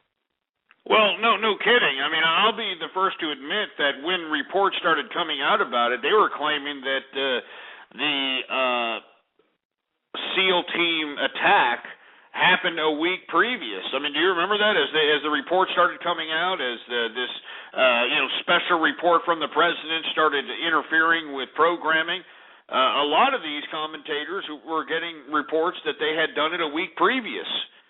And as far as Bhutto, saying that comment that bin Laden had been killed, I think it was a slip of the tongue, if you will. I just think that maybe she was meaning, and I know the interview that you're talking about specifically, but they were talking, I'm sure, about other leaders, specifically the leader that had been assassinated previous to Bhutto coming in to be opposition to Pervez Musharraf. If you not forget, there was a leader that was, actually rallying the Pakistani people at the time. I forgot the guy's name. There's so much history. There's so many people that you have to remember. But if you look it up, he gets assassinated. His son attempts to try to, run in the same election that Bhutto, which is the woman that was the former Prime Minister of Pakistan, attempts to come into the country and run the election. I mean, it's just a complicated scheme of Pakistani politics, and I think that, in my opinion, Bhutto was just, not necessarily knowing what she was talking about. We do that all the time where, you're talking about one thing and, something else comes out of your head, so to speak. And, if you look at that point in time, there was a politician 2 weeks, 3, 4 weeks prior to Bhutto having that interview. There was a politician that was running against Pervez Musharraf. As a matter of fact, he was gaining credibility with the Pakistani people and got conveniently assassinated. Then Bhutto found it politically convenient to try to come back to Pakistan after being in exile to try to go in and run against Musharraf. She was conveniently assassinated by the ISI. So, in my personal opinion, I just think that that's as the basis of bin Laden dying previous to what's happening here is just not necessarily a basis. I mean, let's be honest. I'll agree with you that I want to see it for myself. I want to see pictures. I want to see as much evidence as possibly can on whether or not bin Laden's dead, and he's truly dead. But to sit here and use Bhutto, it's a very small clip. And remember, she was being interviewed about Pakistani politics in that interview. You know what I'm saying? Oh, I agree. I never had meant for it to be the basis of any argument. It was one thing I had seen earlier today. But as as for something as to why we may or may not see pictures of the capture of bin Laden, you have to get into the mindset of the president. And this is a man who's always playing global politics, always wanting to be on everybody's side. So he's he's thinking here, okay, well, I release him. Does that piss off more Muslims? Does that increase Al-Qaeda numbers? But, I wouldn't agree that it would. Anybody who's going to become that radical is going to be that radical anyway because they're insane. They're a cult. They're insane. So, I would release the pictures. Now, whether or not Obama would, I would doubt it, but we'll see. I think he's definitely... I personally hope that they do release the pictures. There's a lot of speculation out here whether or not he's dead or not. You've got the Taliban actually releasing in a variety of different medias that he is not dead. You've got a lot of other people out here praising the death throughout the fundamentalist Islamic community. So I think that showing a dead hole in the head Osama would have pacified a lot of these people that are claiming victory and martyrdom for Osama bin Laden. Now, look, I don't think that the president has that type of pull. I think that people give Barack Obama way too much credit. I don't think that he has the power in the bureaucratic infrastructure of government as many people has claimed that he has. I could give you a variety of different incidents that prove that Barack Obama is not in power. I remember very vividly, what was it, last spring sometime, I believe, maybe even into last winter, if I'm not mistaken. Maybe even back before that. There was a couple of bimbos that went out into North Korea that were supposed to be journalists. Do you remember this? These two broads went across the North Korean border. North Korea captured them, and you had everybody and their brother begging, "Oh, please, yeah, Lisa Ling's sister." Yeah, we all remember that. Anyway, this was the time when North Korea started turning on their nuclear reactors. This was the time that North Korea was, saber rattling. They launched that missile over the Pacific Ocean. They did all that nonsense. Well, unbeknownst to the president, Bill Clinton, as a private citizen, Bill Clinton single-handedly goes over to North Korea, not only gets the two journalists, but actually, convinces Kim Jong-il to shut down his nuclear reactors and allow the IAEA inspectors, which is the International Atomic Energy Association, allow them to come back in. All right? Now, why is this so important? Well, that just goes to show you that Obama had no power because the administration at that time, and I was covering this if you look back in the archives, they did not know what the hell was going on. They were, giving out missed messages at the time. They said that they didn't know what Bill Clinton was doing. And, Obama was just sitting there with his pecker shaft in his hand. Bill Clinton was negotiating foreign policy. And if you look back in the archives, I even made a comment about it, that it just goes to show you that Barack Obama has no kind of authority when it comes to implementing foreign policy in American government. Another instance that shows that Barack Obama has no type of power. Do you remember after he came back from South America when he, conveniently launched that military theater in Libya? He came back and tried to go into the White House, and it was locked. It was locked! What president gets locked out of the White House, for Christ's sake, man? And let me tell you, anybody who tries to say that, that was just an accident, are you kidding me? These bureaucrats, I know how bureaucrats think. That wasn't an accident, all right? That was a showing to all within the bureaucratic system of government that Barack Obama is not in power and that the infrastructure within the system is. And I'm talking about these key names that, were in charge of the Libya military theater. I'm talking about Hillary Clinton. I'm talking about, that one ambassador broad. I'm talking about, it's disgraceful. It's really disgraceful. So to sit over here and claim that Barack Obama has all this power, did you see the pictures that came out, from the supposed Situation Room where Barack Obama and these Joint Chiefs and Robert Gates, they were all sitting there when the supposed raid was happening. They were given play-by-play, just sitting there. Did you see Obama? He was in the background, man. You know what I'm saying? He was in the background. He was just sitting there like, yeah, what's happening now, baby? What's happening, baby? You know what I'm saying? I mean, Hillary Clinton had her hand over her mouth because, she looked like she had more to lose over this than Obama, because it was probably her call. It was probably somebody else's call. Do you think it was, Obama's call? I mean, Obama doesn't want to make a decision. He's just happy to be in the White House. He's happy to go out and, be able to do what he wants to do, make these, jive-ass, teleprompter speeches, and that's about it. He is impotent. To sit over here and say that Barack Obama, is somehow organized this whole ordeal is just giving this man way too much credit. Way too much credit. I mean, there are other people in the bureaucratic infrastructure of this liberal regime that are in power that supersede Barack Obama, and you can tell by the policies. I mean, let's be honest, folks. Remember all you liberals that were out here during the 2008 campaign? Oh, yes, we can. Yes, we can.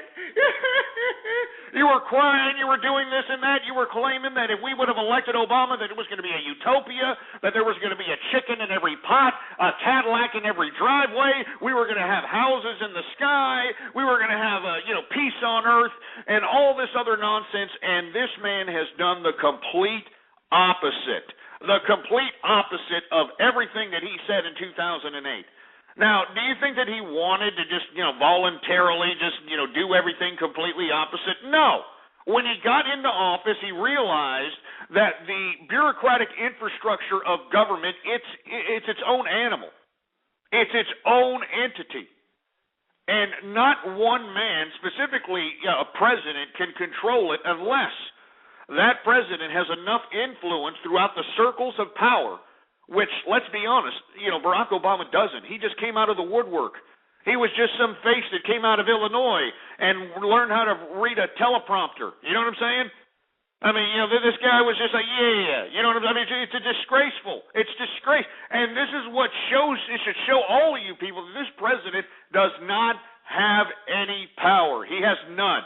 Why do you think Hillary Clinton doesn't want to, be the Secretary of State after 2012?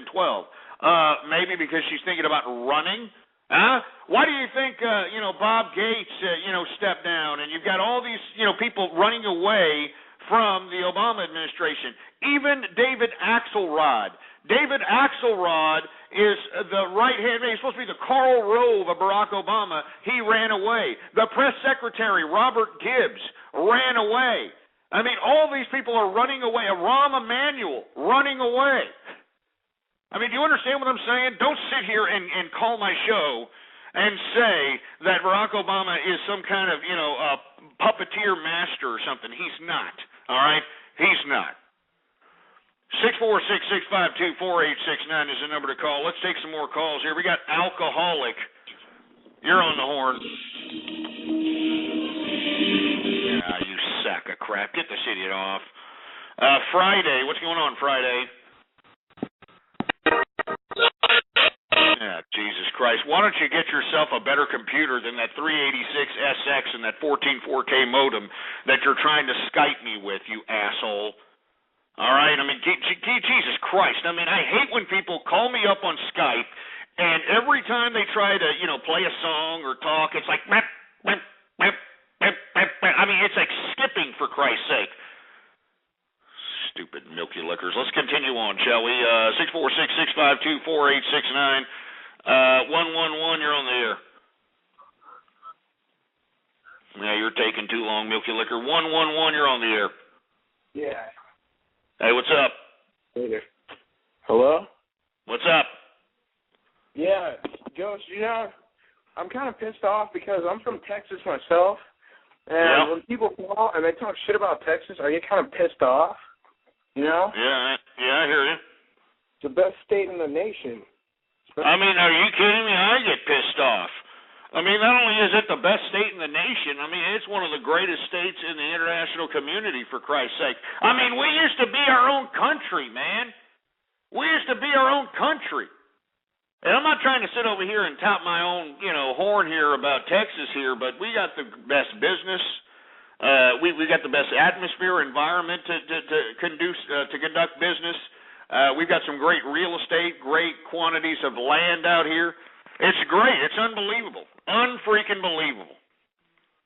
It's some great stuff. I love it. I love this crap.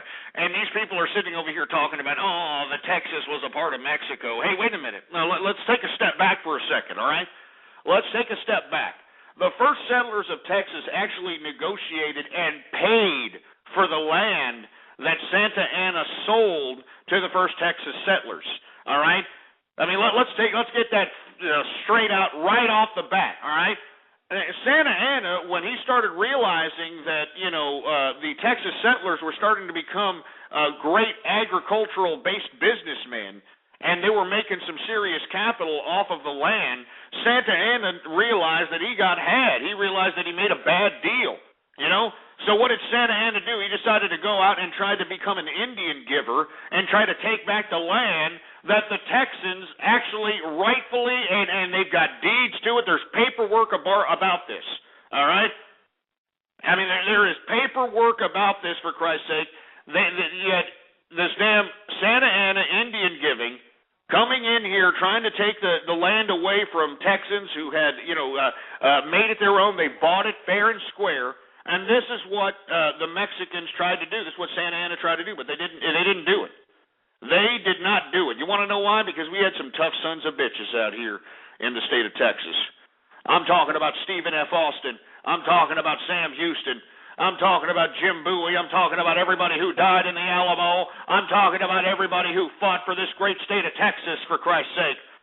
And for you idiots to be sitting over here and besmirching this great state, it's like sitting over here spitting on my face, all right? Well, I want you to do something for me, you sorry sacks of crap. Each and every one of you people that are talking garbage about Texas, I want you to get up off your fat ass. I know you're sitting down, you fat cottage cheese ass bastard, but I want you to get up off your fat ass.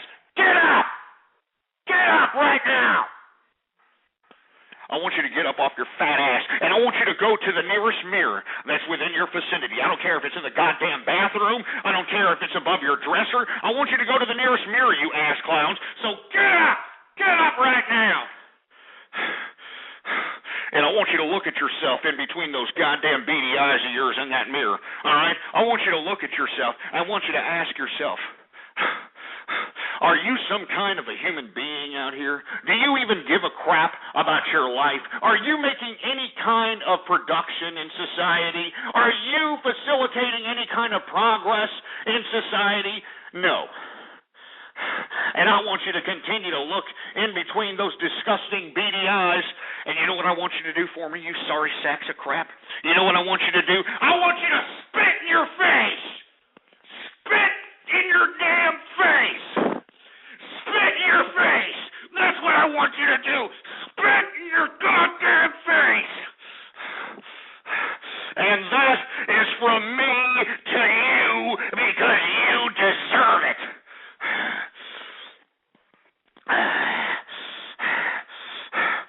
Spit in your damn face!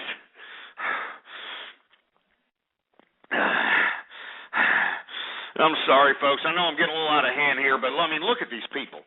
Look at these people. I mean, if you're not in the chat room right now, wherever the hell you're listening to this broadcast, I want you to get here right now, blogtalkradio.com/ghost. All right? I mean, look at these losers. Look at these people in the chat room. It's disgusting. Where's my goddamn Crown Royal Reserve? Here it is. Here it is. Oh, yeah. Oh, that's what I'm talking about. Anyway, 646-652-4869 is the number to call here. We were talking about, Syria and how they're implementing crimes against humanity by deploying the army throughout the country and killing innocent people. But I want to talk about something that's happening right here in the United States of America. And I'm talking about these unprecedented atmospheric disturbances that we're seeing throughout America. I'm talking about the 300 tornadoes that sporadically brought themselves into existence in one day throughout the South. I'm talking about these unprecedented rainstorms that are flooding out the area, for Christ's sake. All right? And not to mention, folks, that now, there's so much rain happening in this part of the country that it is flooding the Mississippi River. All right? It's flooding the Mississippi River. And the residents of Missouri, Illinois, Indiana, Kentucky, and Tennessee are bracing for record flooding here. They're bracing for it. And it's not just the Mississippi River, but the Ohio rivers. These rivers are going to crest here at any point, and there's going to be a lot of Americans underwater, not to mention that there are already towns in America decimated by these unprecedented tornado activities. And it's unfortunate what's happening here, and I want to, send my thoughts and my prayers to all those folks that have been afflicted by this natural disaster. Cheers to you. You know what I mean? I wish I could pour out a little liquor for you, but I'm in my office and I don't want to spill anything. But cheers to you out there, man. It's Jesus Christ. I could just only imagine what these poor people are going through. Unbelievable.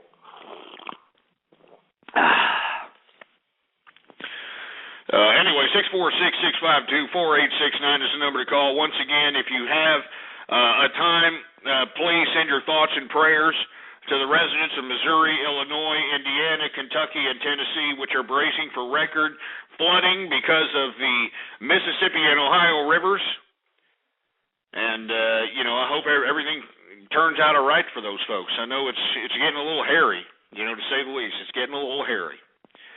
But I want to hear from you. What do you have to say about this? 646-652-4869. Let's take another caller here. 111, you're on the horn. Hey, Ghost. What's up? Yeah, I'm the guy that called the last caller you answered, and I came to the conclusion that Texas is actually full of faggots and cowboys who sound like this. Wait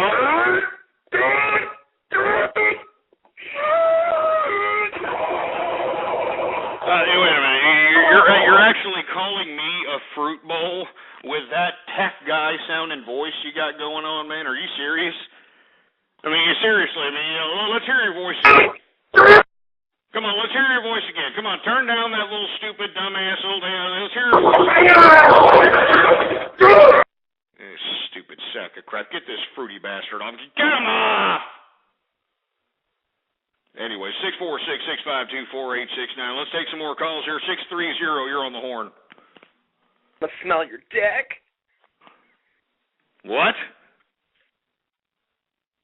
The hell did you say? What the hell did you say? Are you kidding me? Did everybody hear this silly bastard?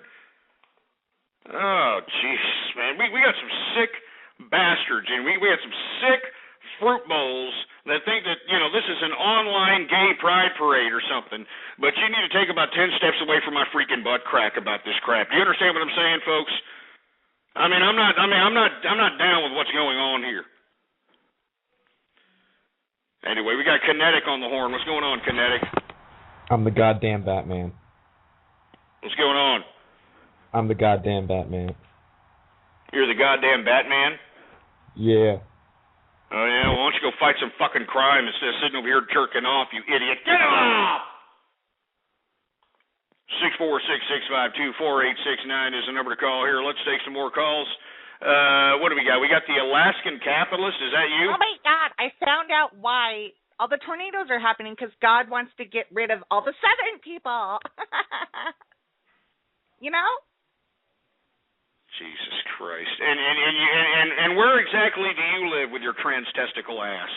Oh, no, I'm in Canada, away from all you faggots.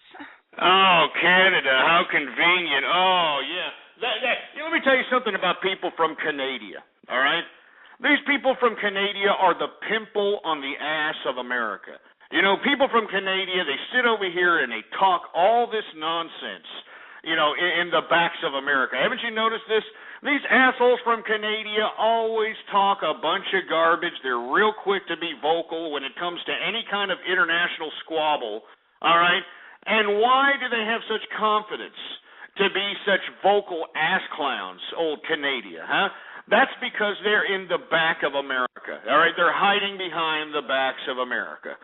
And I can't stand that socialistic scumbag hole, Canadian bacon, humping a dead moose, maple leaf up the ass, having pissing ground country. You know, I don't like Canada. I think Canada sucks. And let me tell you why I think Canada sucks. All right?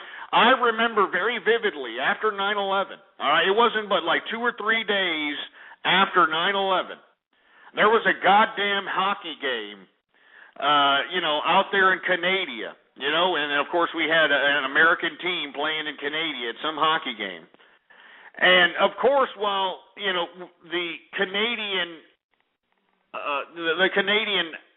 people were sitting and well, not they weren't sitting, but they were standing in joyous glee of the Canadian national anthem. When the American national anthem came on, these asshole Canadians actually booed, for Christ's sake. These dumbass, idiot, pasty, white-thighed, dumbass, cancer-ridden Canadians actually had the audacity to boo. They had the audacity to boo several days after 9/11 during the national anthem. And let me tell you something. I don't like people from Canada. I'm sorry. I know I got fans in Canada, and I'm sorry, but you need to get the hell out of there. I mean, what a pissing ground piece of garbage. All right? What a pissing ground piece of garbage, for Christ's sake. All right? And what the hell are you idiots selling us, for Christ's sake? Old one-ball Tom Green? We're supposed to accept this? This is supposed to be entertainment? Huh? Old one-ball Tom Green over here? Huh? Jesus Christ. And what, Celine Dion, for Christ's sake, huh?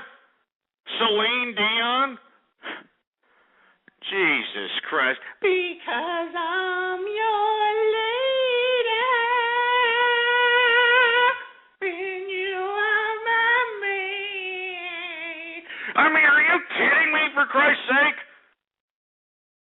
Jesus Christ. Yeah, and you want to go see a good look at Canadian Health Service. Take a look at the tech guy and take a look at that poor bastard's grill. Huh? I mean, Canada is supposed to have universal health care. You're supposed to have, I'm sick, I'm going to go and I need some help. I mean, this poor bastard has holes in his gums and cracked teeth. You know what I mean? Holes in his gums and cracked teeth. And he's collecting a government subsidy out there in Canada. And it just goes to show you where government subsidies, where socialism takes you. You know what I mean? I mean, those disgusting teeth out there in Canada, man. Horrible. Anyway, 646-652-4869 is the number to call. I want to hear from you. All right, I want to hear from you, 646-652-4869. Let's take another caller here. We got Houston. You there? Hey, Ghost. What's up? I have a question about starting out in capitalism. Go for it. All right. Why does the presenter of this show ride the Purple Punisher so hard? Oh, shut up, you stupid meme wannabe having ass clown. Bear McBear, you're on the horn. You're taking too long, you sorry sack of crap. We got 310 on the horn. What's going on? Hey, Ghost. What's up? Hey, I just had a quick question. Or actually, me and my friend and I were having a debate, and he was trying to tell me that the only thing that comes out of Texas is steers and queers. Are you sure you weren't having a debate on, who exactly was going to take the bottom and who wasn't going to take the top? I mean, by the sound of your voice, you sound like you're definitely taking in the pooper. In the pooper? No, he's saying that steers. No, come on! Don't try to change the subject now. Let's talk about your voice. Let's talk about the open femininity of your voice, and let's talk about how there's a lack of father in your influence. Am I correct? Where's your father at? There's no father, right? No, there is. You're not getting my point, though. He's saying I don't give a shit about your stupid point, all right? You're too fruity to be making a point at me, all right? If you're going to be making a point at me, the least you could do is sound off like you're a man, for Christ's sake. I mean, you're supposed to be a man. You know this, right? You're supposed to be a man? I mean, don't laugh. This is not something to laugh at, kid. You gotta sound off like you got a pair, for Christ's sake. I bet you're the type of guy that gets slapped in the back of the neck in the hallway in school wishing that somebody, anybody, even a dude would whack your wiener. But the only reason they don't is because look at your feminine ass. I mean, just listen to you. I can hear the feminine physical attributes coming through over the phone lines to me just listening to the fruitness in your voice. And all I'm asking is there a fatherly influence? And if he is, please give me his number. All right, we'll go into the private area here. Give me his number because I want to tell him what type of fruity-ass, butt-loving, Richard Simmons underwear-sniffing sounding garbage popped out of his fruity-ass nutsack. All right, because good God, with this disgusting voice you're sporting to me in an attempt at getting lulls. Now, I am going to give you the floor, but you better provide some substance on here and not sound like some intimidated jerk-off and some idiot that has femininity with his voice, for Christ's sake, trying to emulate RuPaul. Do you understand? I want you to sound off like you got up here. I want you to sound like you know what you're talking about, and I want you to sound off like you are certain about what you're saying. Now, 310, go ahead and say something. I got another one. Hey, Ghost. Go ahead. Go. We're waiting for you. Is your wife a swinger? Because I'd fuck the shit out of her.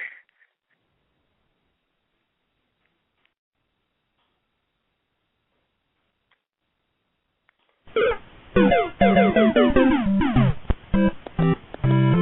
fail, man. I mean, good God. I mean, major fail. I mean, I literally gave this idiot an anal raping with no Vaseline. And the best he can come up with his fruity-ass voice is, oh, man, he's yanking me out of the closet. Oh, well, I've got to act like I'm not gay, so what can I do? Oh, yeah, hey, is your wife a swinger? I'd like to go out and...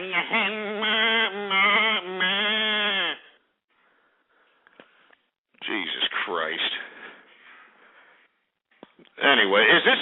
Hold on. Somebody's private messaging me up. Is this? Hey, he already left. Oh, Jesus Christ!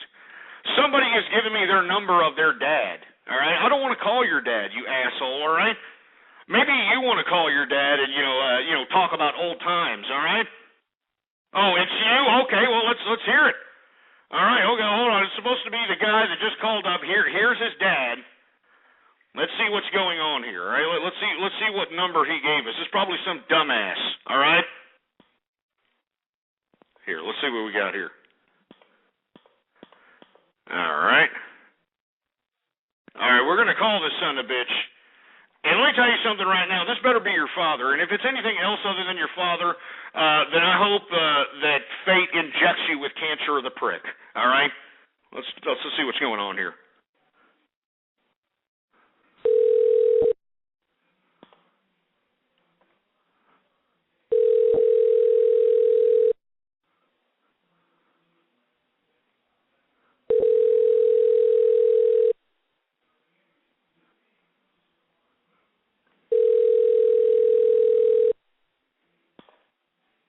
Crisis line. Yes. Is this the crisis line? Yeah, what's going on? I'm having a couple of problems here. I've got a lot of people who just continue to call me up, and they're bullying me. They've got my online information, and they're threatening me, and I just don't know what to do. Yeah, that sounds awful. What, do you want to tell me a little bit more about what's going on? Well, it's these people that call themselves, 4chan or Anonymous or something. They give me a call up. I don't know how they got my information, but they're calling me up, and they're making all kinds of slanderous accusations about me. They found out where I work. They're calling my job. They're calling people I know. They're putting stuff about me on the internet. I got YouTube videos about me that are disrespectful, and I just don't know what to do. Yeah. Okay. So, do you want to tell me, do you have any idea who these people are? Or? Unfortunately, I got a computer some time back, and I started doing a little chat room thing. Yeah. And and I guess I gave too much information out on my profile or something, and I put a couple of pictures of me. Doing what I like to do. I like to, hunt and, try to gather people around what I like to do. And all of a sudden, these people found out who I was. I don't know if they did a search on me. They're emailing me pictures of my house, like aerial photos of my house. That's so scary.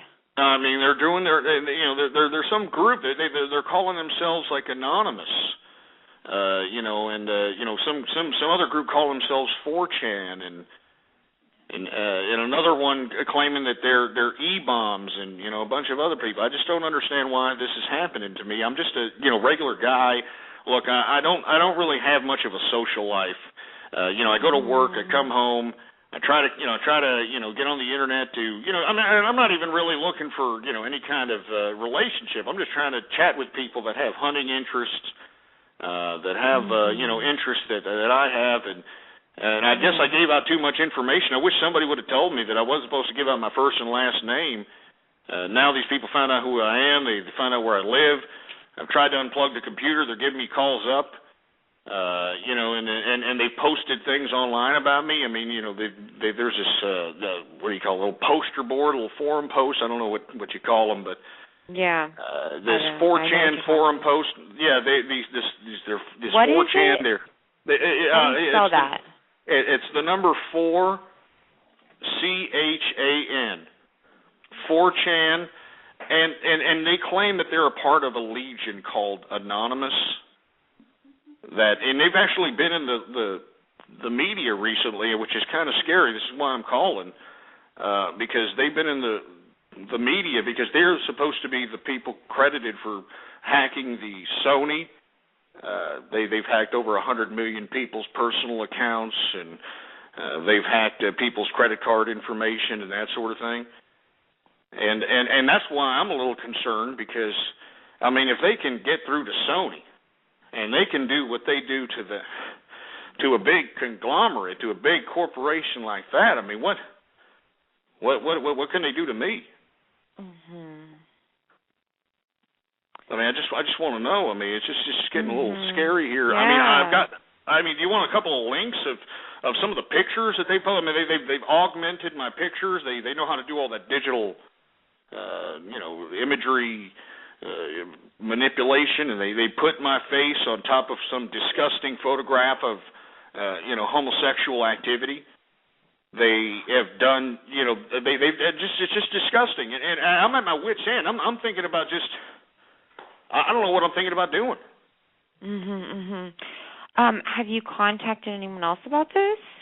Well, I've tried to contact law enforcement, but the law enforcement in my local community is telling me, well, they can't do anything about it because it's supposed to be some kind of a federal crime, and as long as they're not out here, picking up pre-teenage girls or they're not doing anything of this nature, I mean, there's nothing that they can do about it. So I try to call the federal authorities.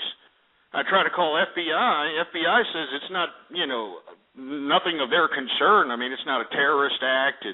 It's more of a regional situation. So I've got both of these systems, bouncing me back and forth, and then nobody wants to, do anything about these characters. So basically what I'm understanding is that you are being harassed on the internet, and you're being threatened as well? I would say terrorized, ma'am. I would say terrorized on the internet. It sounds awful. It sounds awful. It's a horrible, disgusting episode, and these people know my number. They know where I live. They're putting photographs of me. They're augmenting photographs of me. They're calling my neighbors, because apparently my neighbors are listed in some public phone book. They're calling them. What are they saying to your neighbors? Well, they're telling them awful lies about me, that I'm a part of some sexual database, sex offender database, which I'm not. That I'm some kind of ex-convict. That I'm, and I have nothing. I've never been arrested. I've never gotten even a ticket. And they're telling them all this lies now. I can't even walk outside my doorstep without the neighbors putting their kids inside, and It's just. I mean, it's just. I don't know what to do. I mean, this is my last resort. I just figured, I might as well just call somebody. Maybe somebody can give me some advice on, how I could just do this. I know there's people that have told me, hey, just unplug the computer, unplug this, and change your number. I can't change my name though. They got my name, and I've changed my number once. They keep getting it. I mean, these are like hackers. These are like, I didn't even do anything to these people. Yeah. I would just happen to be in a chat room, and because they thought I looked like, I don't know, somebody that was laughable in their eyes, I mean, they didn't like my picture or something, these guys have been just coming after me, 4chan, anonymous, and what do I do? I mean, I can't change, do I have to change my name? I mean, that is an option for you. I mean, it's just, I'm trying to think here. I think that what I'm going to be able to do right now is definitely support you and listen to what's going on, but I think as far as if you're looking to do something legal and things like that, I'm going to have to refer you to other agencies, which I'm happy to do, and that's something we can kind of brainstorm a little bit more together. But I just want to say I'm so sorry that you've been going through this. This sounds horrible, and I want to acknowledge that. The internet is not a safe place. I mean, I wish somebody would have told me this before I got on the internet and gotten mixed up with these characters. I mean, they're just they're disgusting. They've sent pizzas to my house. Can you believe this? They've sent pizzas to my house, and I got to tell this kid. I got to tell this kid that I don't have money. I mean, I didn't order these pizzas, and I mean, it's just I don't know what to do. I mean, I'm at my wit's end. I'm literally becoming a little crazy because of these characters, and I don't even know these. I don't even know these people. I don't even know them. I haven't even talked to them. I haven't even talked to them online. These are just individuals that think this is a big game. I mean, and then when I saw on the website on Yahoo on Yahoo News that this group Anonymous is credited for hacking this, PlayStation network or the Sony network. I don't know if you're familiar with this, but it's one of the biggest little computer hacking jobs of all time. And they've hacked over 100 million people's personal information that is related to that particular site. And if they can do that to Sony, which is supposed to be a company making robots, a company that's supposed to be, high in tech with technology, I mean, what could they do to somebody like me? What are they going to do to me? Yeah. So it sounds to me like we need to talk about a couple of things here. We need to talk about a way for you to get some support throughout this experience, and then we need to talk about who the appropriate person is for you to call. And it sounds like when you called local police that they told you to call the federal government, correct? Yeah, that's exactly. They said it's an international telecommunications situation. And technically, from the information that I have, that is correct, that they typically handle it, but you should also notify your local police. They really think it's a big joke. I mean, I've actually had a couple of police officers tell me that, hey, why don't you just unplug the internet? Why don't you just do this? I've done this. Believe me, I went through great extremes to, change my phone number. I don't go on the internet anymore, and if I do, I check email. They find out my email address, and the only reason I use email is to keep in contact with my extended family. And they found out my email address. Is there anything that can be done against these people? I mean, can these people legally do this? You know what I think for me, since I'm not a legal professional, what I'm gonna do is see if I can find someone else to refer you to that might have those answers. Okay. Okay. Do you have a minute for me to look? Sure, go ahead. Okay. Who have you connected with so far?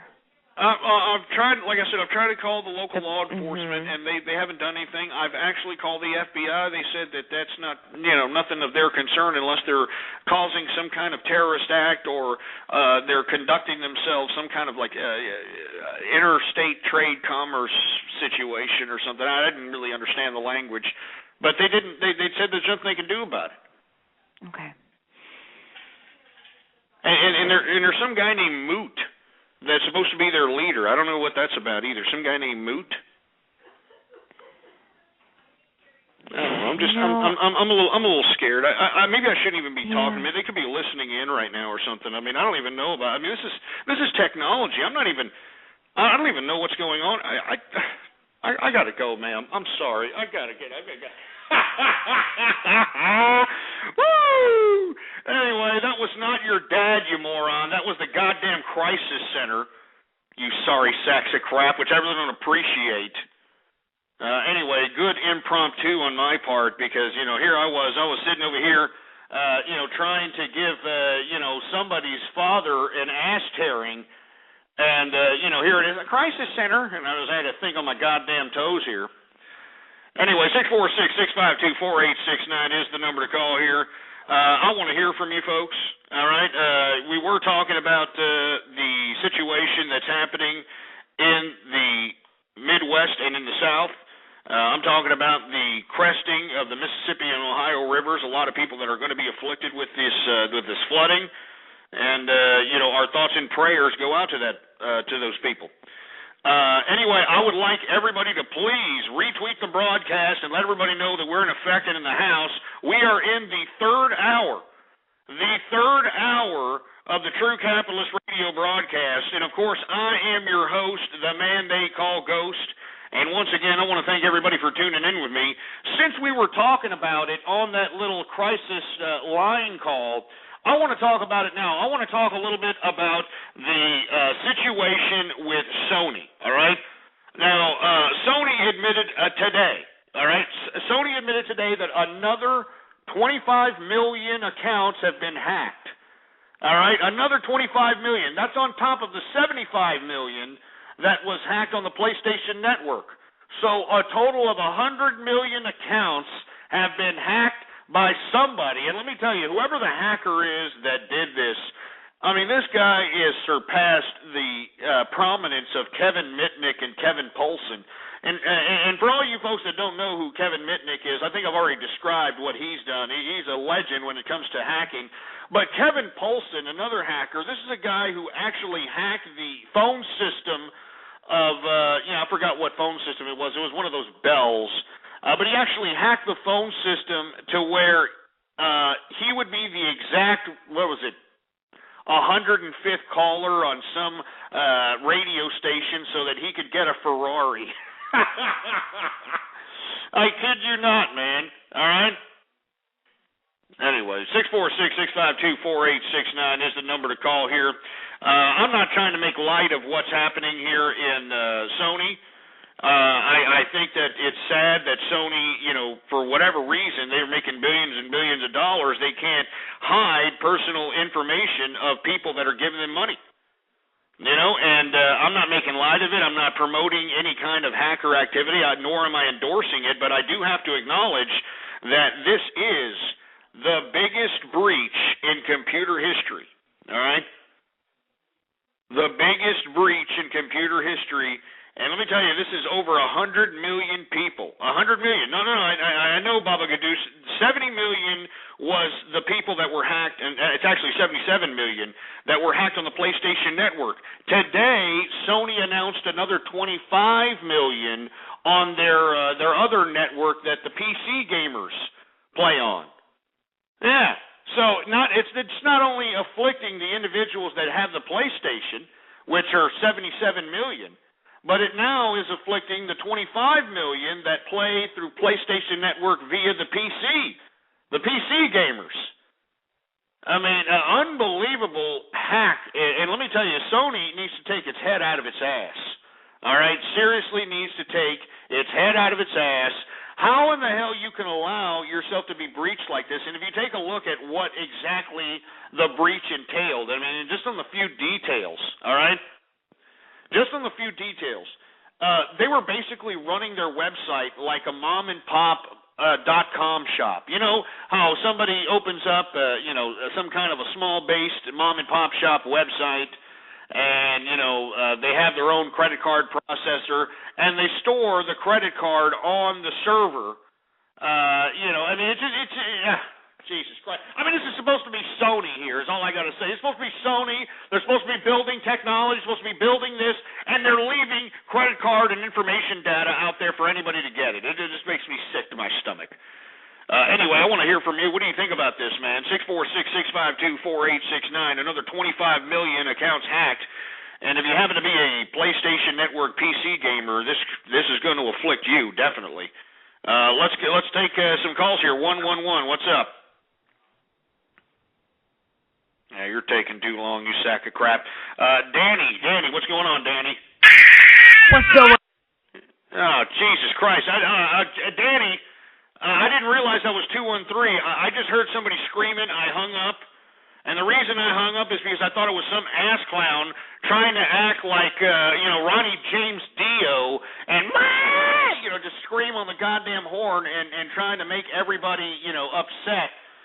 So I clicked you off. But let me tell you, 213, Danny, whatever the hell your name is, if you want to call up again, you'd be more than happy to call up again. I just, keep that choking baby down for a little bit there, boy. Anyway, we got Baba Gadoosh on the horn. What's going on, Baba Gadoosh? Hey, guys, what's up? Can you hear me this time? Yeah, we can hear you, man. What's up? All right, good. Yeah, I'm trying Skype this time. It's working, I guess. Cool. Yeah, so, I've been meaning to call you up because I wanted to comment on all these trolls out here. And my comment is that this is just ridiculous. I've never seen anything this bad before.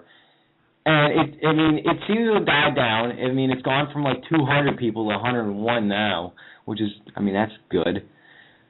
Well, that's just because it's the beginning of the week. You wait until we get to the end of the week. These assholes will clog up in here and, they just troll me all night. I don't know what the hell this is about. These people need to take about 10 steps away from my freaking butt crack over here. I'm sitting over here shooting pearls. I'm teaching people how to make some capital, and yet the only thing these idiots can do is wax their carrot until it gets chafed and talk garbage to me on the internet, for Christ's sake, which pisses me off. But, yeah, I hear you, man. Right. But you're trying to reason with them, which is perfectly understandable, but there is no reasoning with these people. The whole point is why they're trolling you is because they just want to make you mad and hear you scream and rage and have a heart attack and probably die on the internet just for their kicks and shits, And it really, you get mad about it, and I don't blame you at all, but you just...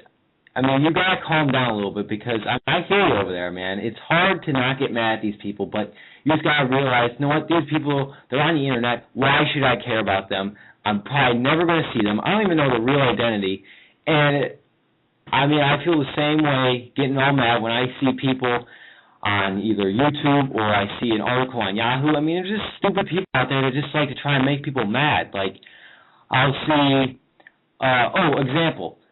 The other day, I was reading an article on Yahoo about the Osama getting killed, and someone commented, "Good job, soldiers." Well, there was over 500 people who thumbs down that comment. I'm thinking to myself, who in the world thumbs down that? It's obviously these trolls and other ass clowns like this, obviously, huh? Right, exactly. Unbelievable. What's up with this? A lot of this, trolling are kids.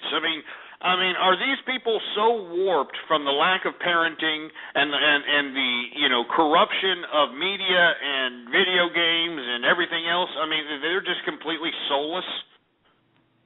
It's something, man. I don't even know. This is just their intentions, and. I want to thank you, Baba Gadoosh, for calling up, man, but, I don't know what it is. I have no idea what it is. I'm sitting over here, I'm shooting pearls to people, I'm teaching people how to make freaking money, and this is the kind of crap I get. This is the kind of crap that I get, for Christ's sake. You know what I mean? Look at all these haters. Look at these people. Look at them.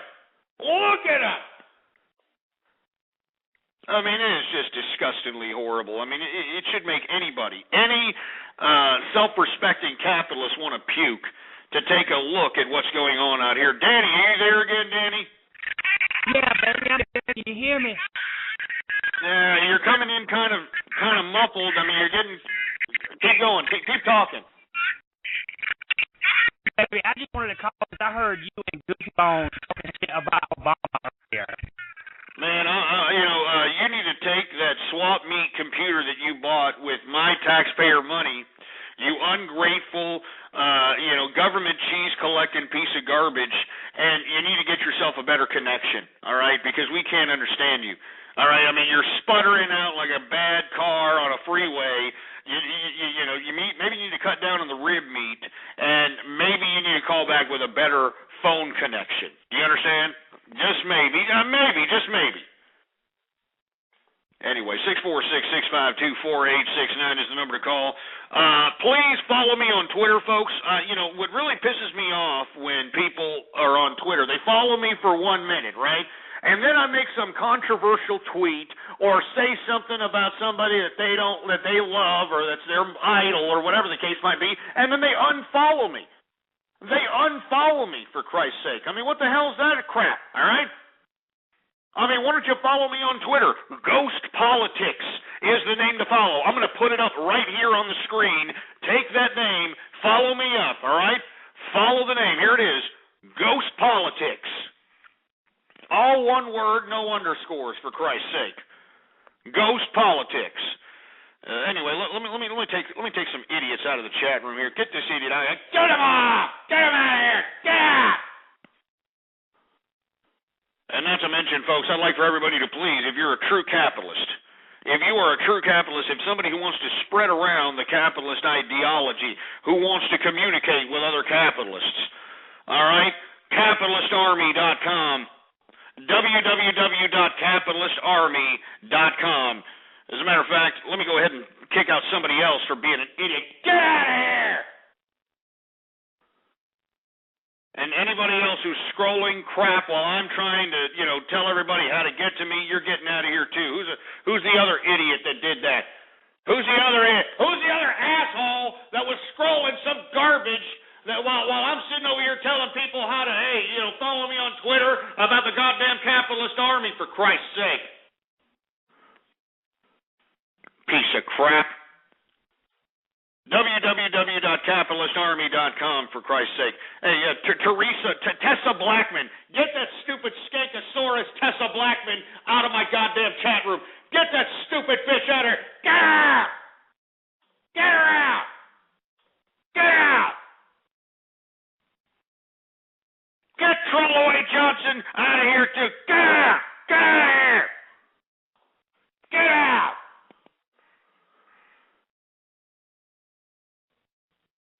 Get Trolls McTrolling out of here, too. Get them out! Get them all out of here! Get them out! Get them out of here! Anyway, I'm sorry, folks. I'm getting a little upset. I know that people are sitting over here. We got to kick more people out of here. Let's kick some people out of here.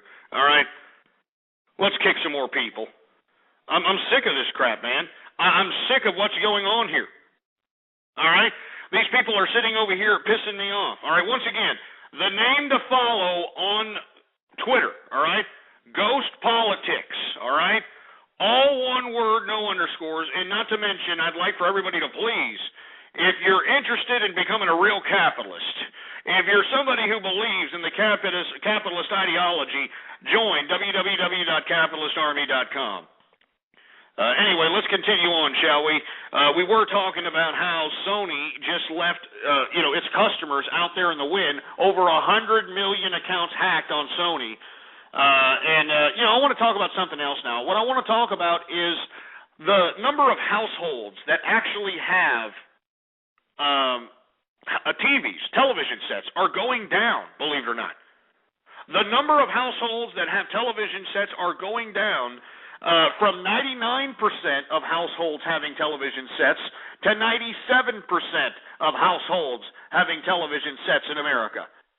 And a contributing factor to that, according to those that are listening in and those that are chiming in about this particular subject matter, is the fact that poverty is prohibiting people from going out and getting the big plasma screen TVs, going out and consuming in televisions. All right. And secondly, we have the internet. The internet is in effect and in the house now. You understand what I'm saying? People can get episodes of television shows on their computing devices, on their tablets, on their phones, for Christ's sake. You know what I'm saying? And, to see this 2% drop in people owning televisions just goes to show you that Television's almost out of here, baby. It's on its way out. It's on its way out. And these goddamn gatekeepers of information that have been shoving this garbage down our throat as entertainment. You know what I'm talking about. The choices that we have had on television, the limited numbers of channels, the limited numbers of shows. Let me tell you something right now. Those days are numbered, all right? Today, the Internet is starting to show that it is going to overtake television as an entertainment medium. Do you understand that the Internet is overtaking all mediums? And that we need to continue to have freedom on the Internet, and we should let no consortium, no governing body, or anybody control this great free, fiber optically connected world that we call the Internet ever. Ever. Anyway, 646-652-4869 is the number to call here. I want to hear from you, all right? I want to hear from you. What do you think? Are you a TV watcher? Are you one of these fat jelly asses that are watching TV all the time? I want to hear from you. 432, you're on the horn. Oh, I'm sorry, sir. No, I'm not one of those fat jelly asses. I just wanted to tell you a little bit why this is happening to you. You totally need to look up Rule 1 and 2 entirely. You just mentioned shutting down things like anonymous and free speech on the Internet, and then want to talk about how we need to keep that. You're the most contradicting person I've ever listened to. The hell are you talking about? Explain that again. About capitalism, and then told him that you wanted. Hey, explain that again. I mean, you made no sense. 1 minute I'm saying Internet freedom, the next minute I'm saying what about anonymous? What are you saying? You just called a crisis line, and just look up Rule 1 and 2. Just look it up. Oh, I called up the crisis line and, basically did what, these people did to me. I thought this was supposed to be somebody's dad, all right? But it wasn't. It was the crisis line. These idiots were trying to get lulls off me. I got lulls off their asses, all right? I rearranged the lulls, all right? What, is Anonymous and 4chan getting butthurt because, oh, that's not fair. You're not supposed to call the crisis line and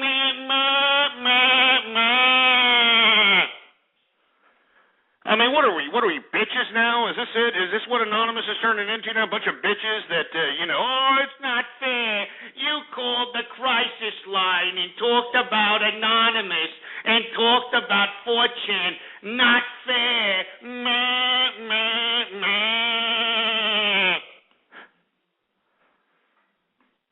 Look, it's a stupid joke. I mean, not to mention, all right?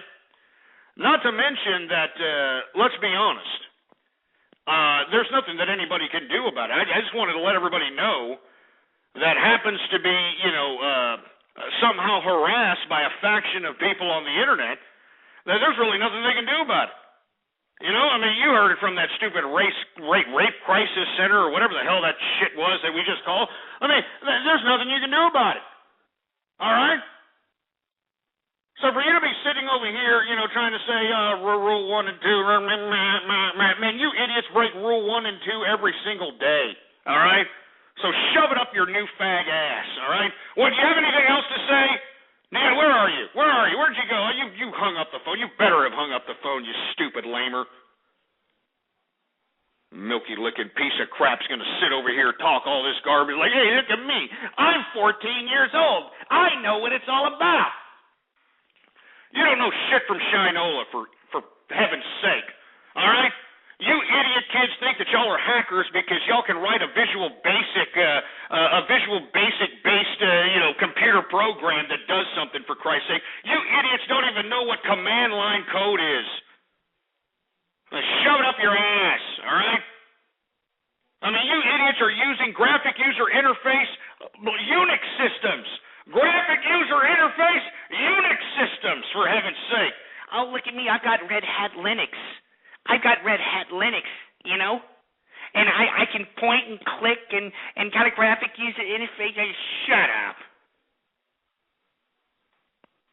Not that there's anything wrong with graphic user interface for the consumer. But, of course, we've got people over here, trying to flex nuts, trying to flex nuts over here, and I really don't appreciate it. Stop flexing nuts, all right? I'm trying to have a decent broadcast out here, and the last thing I need is people to be flexing nuts. Anyway, 646-652-4869 is the number to call here. I want to hear from you. I mean, I want to hear what people have to say about the new convergence of media. The TV looks like it's on its way out, and I want to hear what you have to say about it. All right, 908, you there? Hey, Ghost. What's I up? had a question about stocks. Go for it. I've noticed that since I've been watching your show, the stock CP has been going up at a constant rate. I was curious if I should invest in it. Stupid little fruity bastard. Yeah, I'm sure that, you're all over that CP. I'm sure that you were voluntarily spreading your ass cheeks to 65-year-old prostate-infected men over the computer, and now that you're a little pissed off that shit's on Spankwire, now you're calling up trying to make a big gag out of it. I mean, what the hell is going on with this crap? I mean, this is what's sad when the depravity of human deprecation, all right, of human deprecation just gets to the point where the only thing that they have as a defense mechanism is making fun of themselves like just useless pieces of garbage. You know what I mean? Jesus Christ. Anyway, let's take another caller here. 817, you're on the horn.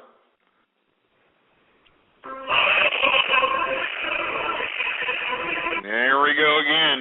Some idiot wannabe Russian, Some idiot vodka-drinking Russian up in here, for Christ's sake. Give me a goddamn break. Anyway, let's take another call here. We got, it's the same jag-offs every time, for Christ's sake. The same goddamn jag-offs. Anyway, 111, you there? Hey, Ghost. What's up? Joe. Hey, it's Leon. Leon Panetta.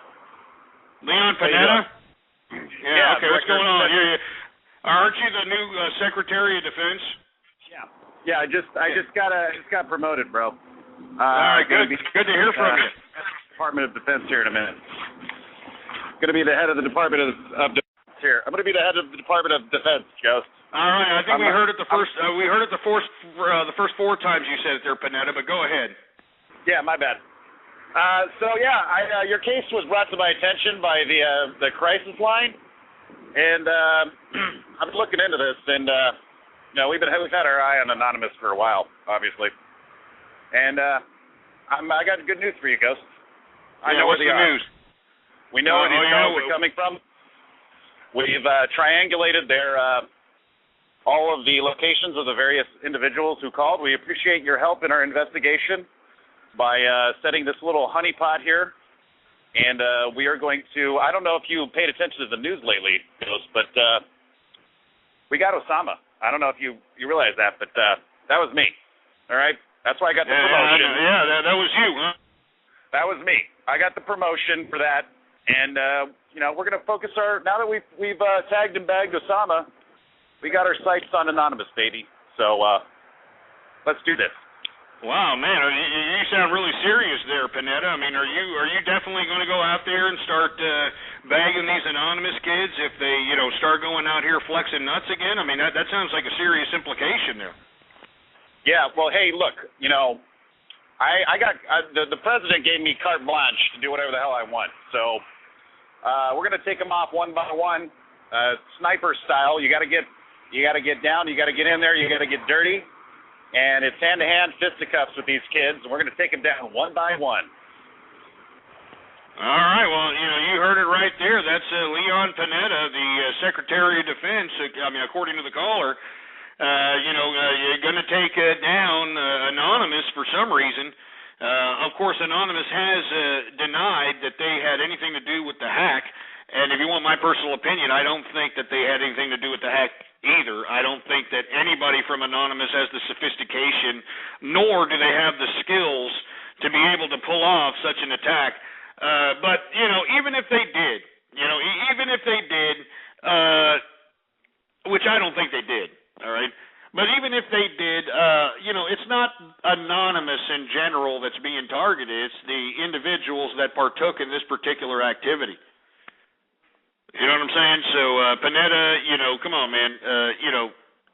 Get to the person that got the information, that got to the info, the credit card, and just stick to that, for Christ's sake, all right? I mean, sometimes, Anonymous and 4chan, they provide a couple of lulls every now and then. You know what I mean? They provide a couple of lulls. You go out there on YouTube. Some of the things they do are kind of funny. A lot of things they do are kind of pathetic. You know what I mean? But for them having the ability to be able to, hack a Sony, I just don't think I don't think that's true whatsoever. If you want my personal opinion, if anybody hacked Sony, it was anybody who was somebody on the inside that had, outside help, or it was somebody that was a part of a government. And that's my personal opinion. But let's continue on, shall we?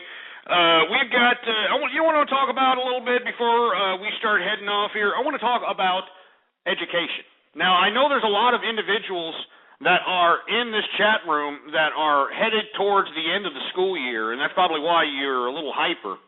You got a lot of people in here a little hyper out here, and, they're ready for school being out for the summer. But I want to talk about public education because it is public education that is dumbing down our children. I mean, I find it disgustingly ill that we gauge the intelligence level of our students by providing them a test with multiple choices. Multiple choice tests, for Christ's sake. You got a 25% chance of scoring the test right if you just, you fill in A, C, D, C, A, C, D, C, all the way down multiple choice test. You got a 25% chance of getting the goddamn crap right without even knowing jack. This public education system has put an emphasis on being politically correct, on being, obliging to big brother government. They have dumbed down America to the point where, I am going to rob the youth of cognitive reasoning and critical thinking, and then I'm going to put in their simplistic minds spit back knowledge so that they can't comprehend the complexity of the political system, so they can't understand the complexity of the economic system. Do you understand? And this is why our country is being flushed down the proverbial toilet, and this is why we, as the American people, need to advocate the privatization of education. I mean, in the state of Texas, and in some states it's even more than this, each student costs the Texas taxpayer about $28,000 a year. All right? $28,000 a year per student, for Christ's sake, when the average cost of private school in America is $2,500 a year. Yeah. $2,500 a year for the average private school in America, and yet in the state of Texas it costs $28,000 a student to send a kid to public education.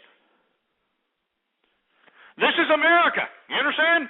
This is America. And what I'm saying is it would be a great day, a great goddamn day in American history when all these bureaucratic teachers and all these bureaucratic administrators and all these assholes on these school boards and these superintendents are out there in the unemployment line trying to get work in the private sector like everybody else. And they no longer have the lifetime tenured contracts.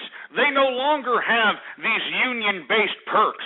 They no longer have the illusion of bureaucracy to hide behind. They have nothing except, like everybody else, they have to participate in the private sector, and they're going to be judged on their merit. All right? They're going to be judged on their merit, not based upon how long they've been there. You know that teachers that have taught for 30 years in public education are getting $90,000 a year. All right? $95,000 a year, whether they were a good teacher, whether they were a bad teacher. All right? It doesn't matter. They have given these teachers way too much carte blanche in giving them a lot of our tax dollars and limiting their authorities and limiting their responsibilities. It's a disgrace. Privatize education. Privatize education. You sick son of a bitch. And look at it. Look at it. Obviously, I have public education teachers in the chat room a little pissed off.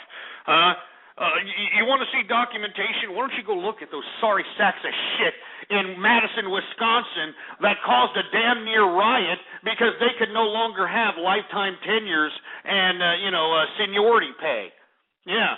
That's what they were rioting out there in the goddamn streets in Madison, Wisconsin. All right? They were out there rioting because, it's not fair. We deserve lifetime contracts. We deserve seniority pay. We deserve to not get fired. We deserve this. We deserve that. It's a disgusting disgrace. It's a disgrace. It makes me sick. Imbeciles, man. I'm sick of this crap. I'm sick. Nobody cares about America. They just care about their own stupid, bloated, inflated, bureaucratic budget, for Christ's sake. Nobody cares about any of this crap. I mean, look at it. Look at these people. They don't care. Look at them. Look at them. Their mammies are probably teachers, and they're probably supporting their pot-smoking asses. You know what I'm saying? Oh, yeah, their daddies are probably administrators, and they're probably supporting their pot-smoking asses. You know what I'm saying? This is why these people are all, it's not fair, the teachers. You know what I think of the teachers, you piece of shit? You want to know what I think of the You want to know what I think of the goddamn teacher? That's what I think. That's what I think of the goddamn teachers. That's what I think of the teachers. That's what I think of public education. That's what I think. That's what I... Piece of crap. That's what I think of education. That's what I think of public schools, you piece of crap.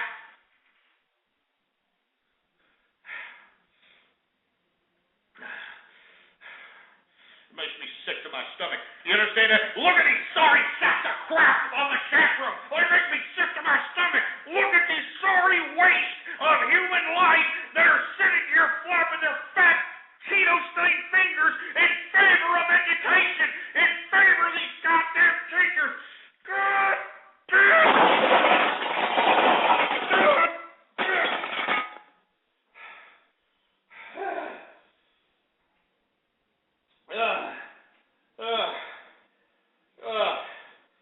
I'm sick of it. I'm sick of it. I'm sick of these losers. I'm sick of all these people. I'm going to take a break. I'm going to take a goddamn break. But when I come back, you sorry sacks of crap better not be sitting here trying to besmirch my goddamn radio show, besmirching me. You better not be besmirching the capitalist army. You sorry sack of crap.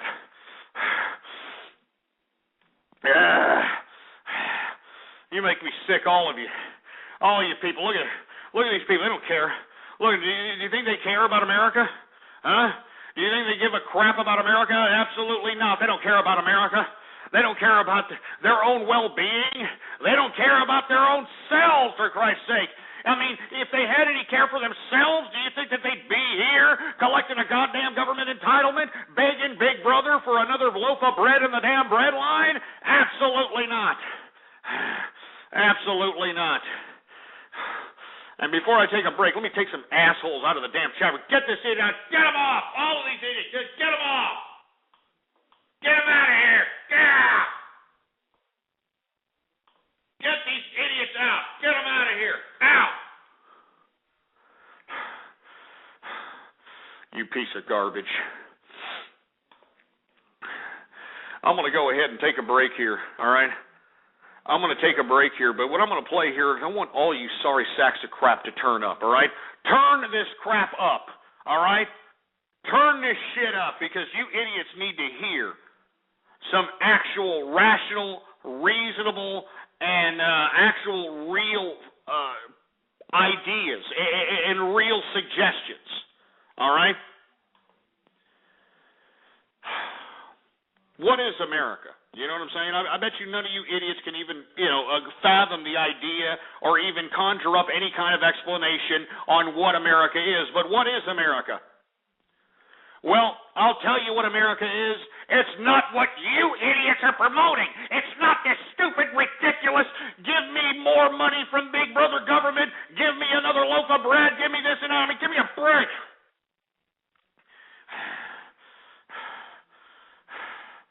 It makes me sick. You know it makes me sick. I want you to listen to Milton Friedman. And I want you to listen closely, you morons. I want you to listen closely about what is America, And remember, this speech was given over 30 years ago, you stupid milky lickers. It's been given over 30 years ago. So you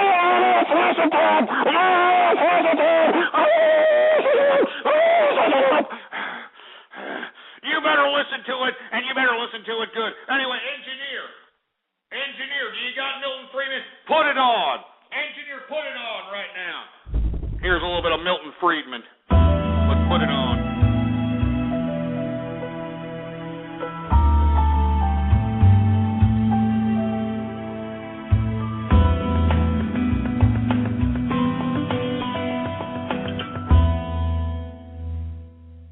With respect to that title, which I admit leaves you wondering what it's all about, including me, I'll tell you what I really had in mind.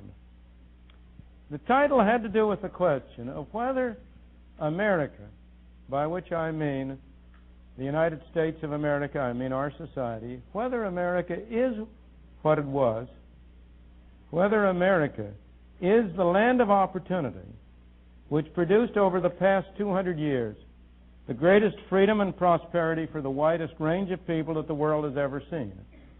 Whether it still is the land in which people of many races, many beliefs, many origins are free to cooperate together to achieve their separate objectives, while at the same time retaining a diversity of values and opinions. Is that still America? Or is America what it has seemed to be becoming these past few decades? Is America not what it has been, not the land of promise of the past 200 years, but is it instead a land of growing bureaucracy and diminishing freedom? Is it a land of squabbling groups seeking to control the political levers of power, of divisive tendencies that are producing not merely variety, not merely diversity, but open conflict? Is it becoming instead a land of ethnic separatism rather than the land of the melting pot? I believe the choice is still open to us, that we can still decide, you and I and our fellow citizens, which of these two directions we want to go in, whether we want to return to the path that made this the great land of opportunity for millions and millions and millions of people, or whether instead we want to continue down the road toward a destruction of both liberty and prosperity. I believe very deeply that we are nearing the point of no return, that we still have the choice, but that if we continue much longer along the road that we have been going, we no longer shall have the choice, that we shall degenerate into a society which will lose that spark of creativity, that spark of independence, of freedom that we have all loved in our country. You know, I've always been fascinated by the story of golden ages in history. The fascinating thing about them is how brief they are.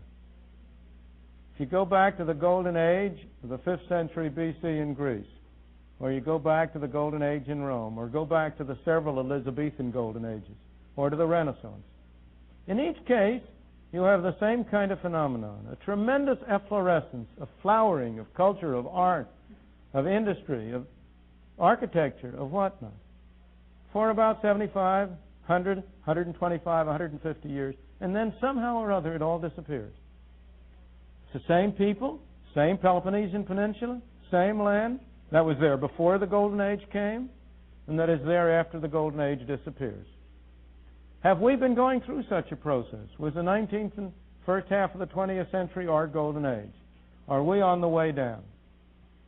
Or is there still a possibility of our being able to resume and have a renewed, a repeated Golden Age? We already have gone very far in the direction of restricting our freedom. I need not go into all the details, but all of you are aware of the many ways in which you and I are not free to control our own lives in accordance with our own values. And there is a tremendous tyranny of the status quo. Each one of us will be very, very negative about the restrictions on freedom, except for those that benefit us. Now, that's a different story. It's far easier to get a law into effect than to repeal it, as we've all found out, because you always establish interest, vested interest, which is very hard for any of us to get back. To get back on the track, we need an understanding of the real nature of freedom, economic and political, and the interrelationship between the two. We need really to have a greater understanding than these general comments I have so far given of the kind of system, the kind of principles that have enabled us to get this great achievement of the past 200 years. We need to understand how it is that a free market works to enable millions of people to cooperate peacefully together.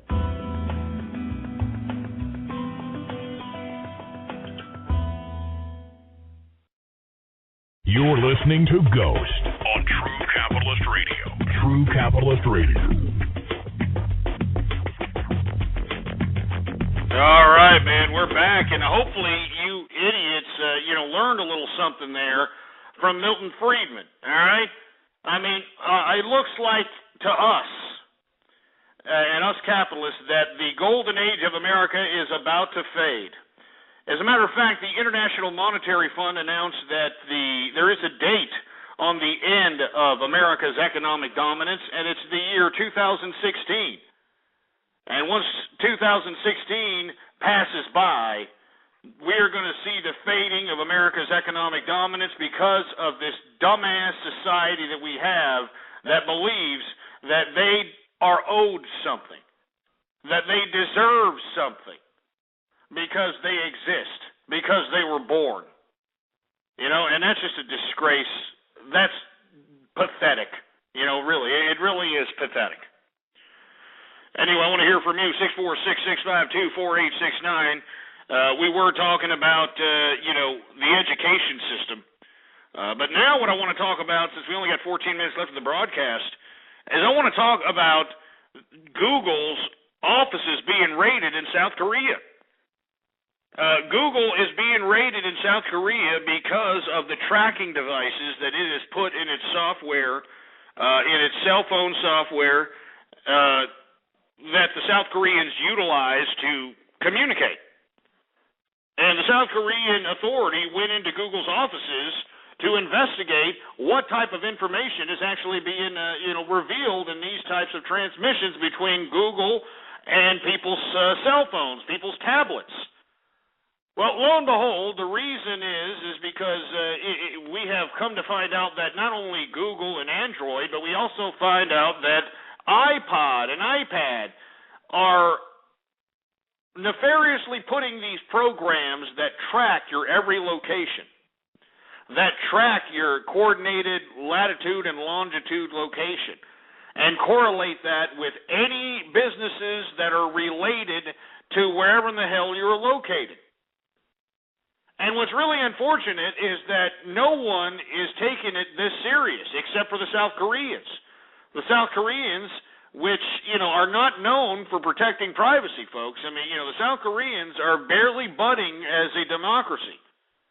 Raided the offices of Google because of these nefarious programs being put in their hardware and to track the movements of people that are customers of their products. And I want to applaud the South Koreans for growing some nuts and putting Google in their goddamn place.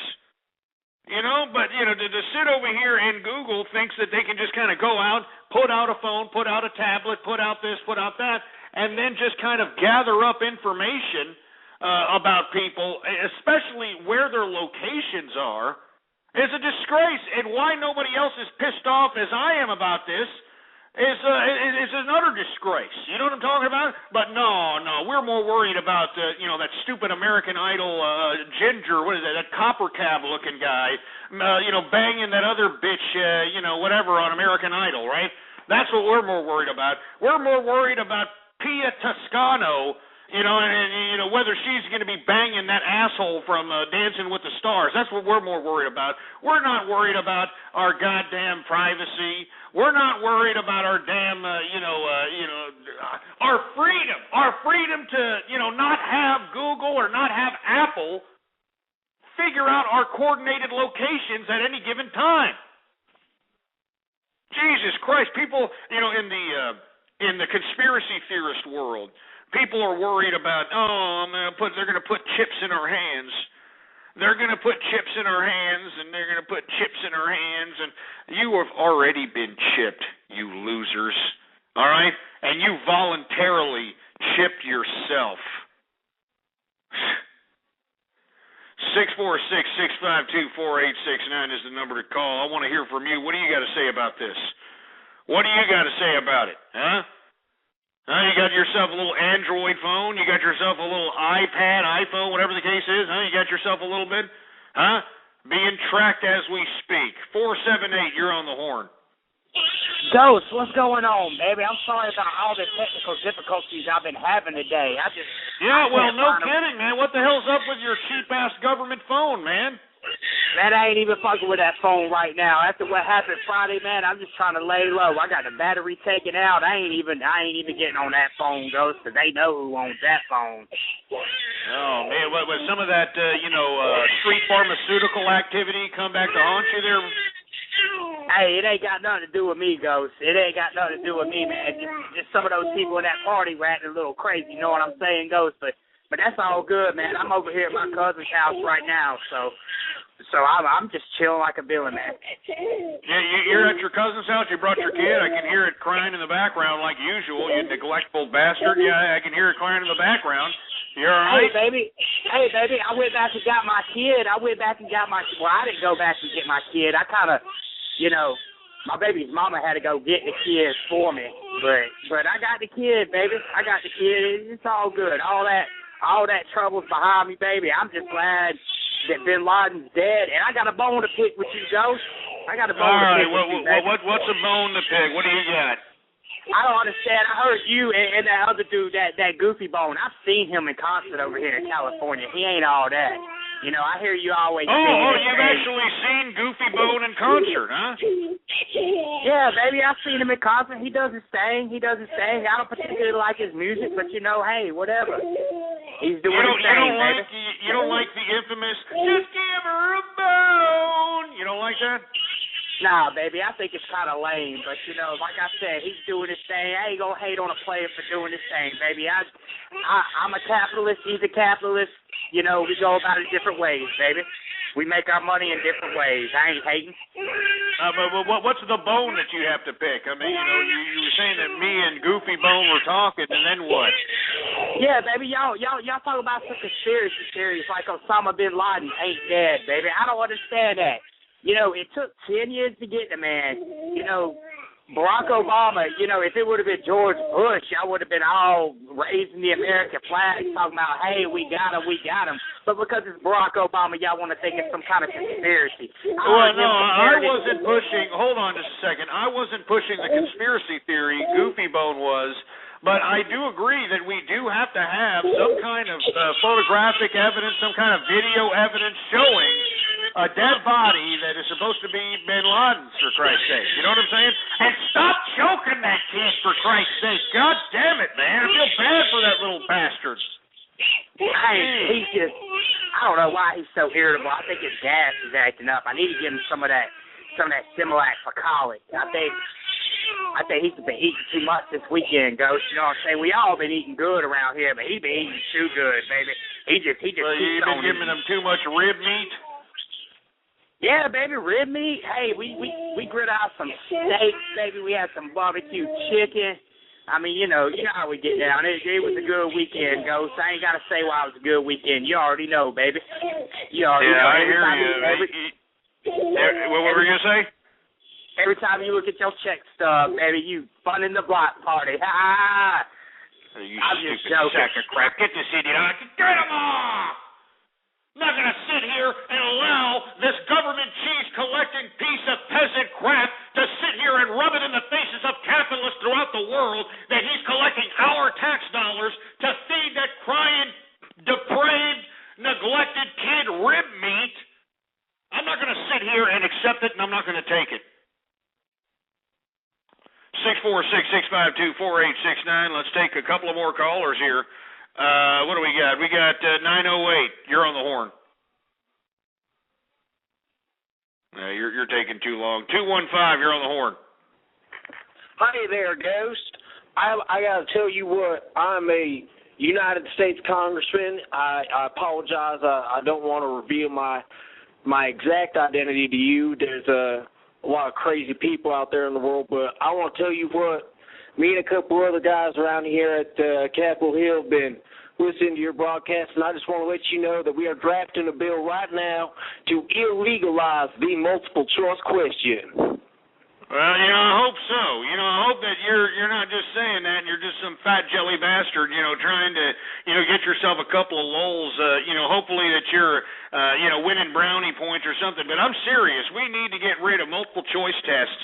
We need to make these kids work again. We need to start, racking their brains and not having them just, fill in A, C, D, C, A, C, D, C, all the way down a goddamn test and them being able to pass with a C or D average.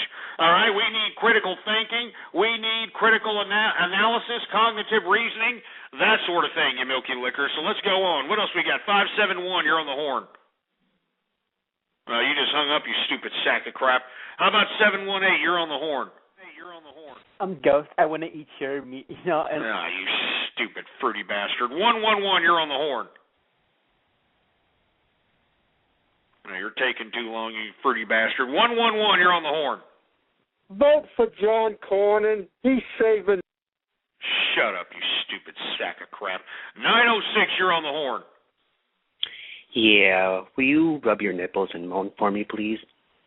Yeah, you sound like a fruity. Are you Mexican, by the way? Do you happen to be Mexican?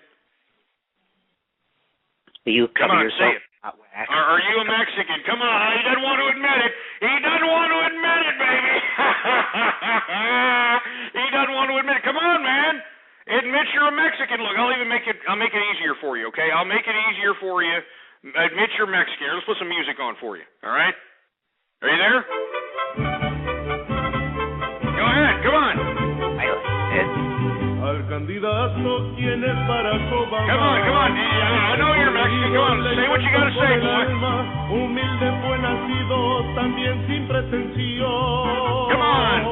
Yeah, that's what I thought. Turn it on. Get him off. You see, that's what I don't get. These Mexicans, they call up, they try to do a prank call. You can hear the Mexican twang in their voice. Let me tell you something. I can smell a damn Mexican from a mile away. I'm from Texas, okay, boy? I'm from Texas. And then when you yank them out of the goddamn Mexican closet, they don't even want to talk about it. They're like, oh, my God, he knows la migra. La migra. La migra. I mean, Jesus Christ. Anyway, 646-652-4869. We got 3 minutes left. I'm going to take two more callers, and then we're out here. Bear McBear, are you there, Bear McBear?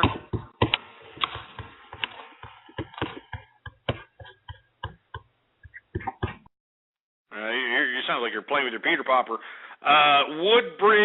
Woodridge Square Bill, is that you? Hey, Ghost. What's up, man? Hey, I just wanted to forward some of the same sentiments. Oh, Jesus Christ, I'm sorry. You got knocked off, man. Jesus Christ, I'm sorry. That was my bad. Anyway, we only got 2 minutes left in the broadcast. I want to thank everybody for tuning in with me, folks. Please follow me on Twitter. Ghost Politics is the name to follow, folks. Follow me on Twitter. And not to mention, I'm going to be on the chat room tonight at the Capitalist Army website. I hope that you're there. You chill with me, break bread with me, kick back with me, the whole 9 yards. www.capitalistarmy.com.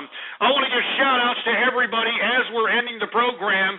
186 Point Deuce, what's going on? 9,000 Nyan Kitty, what's going on? A Bear, Alcoholic, Alexander Peel, a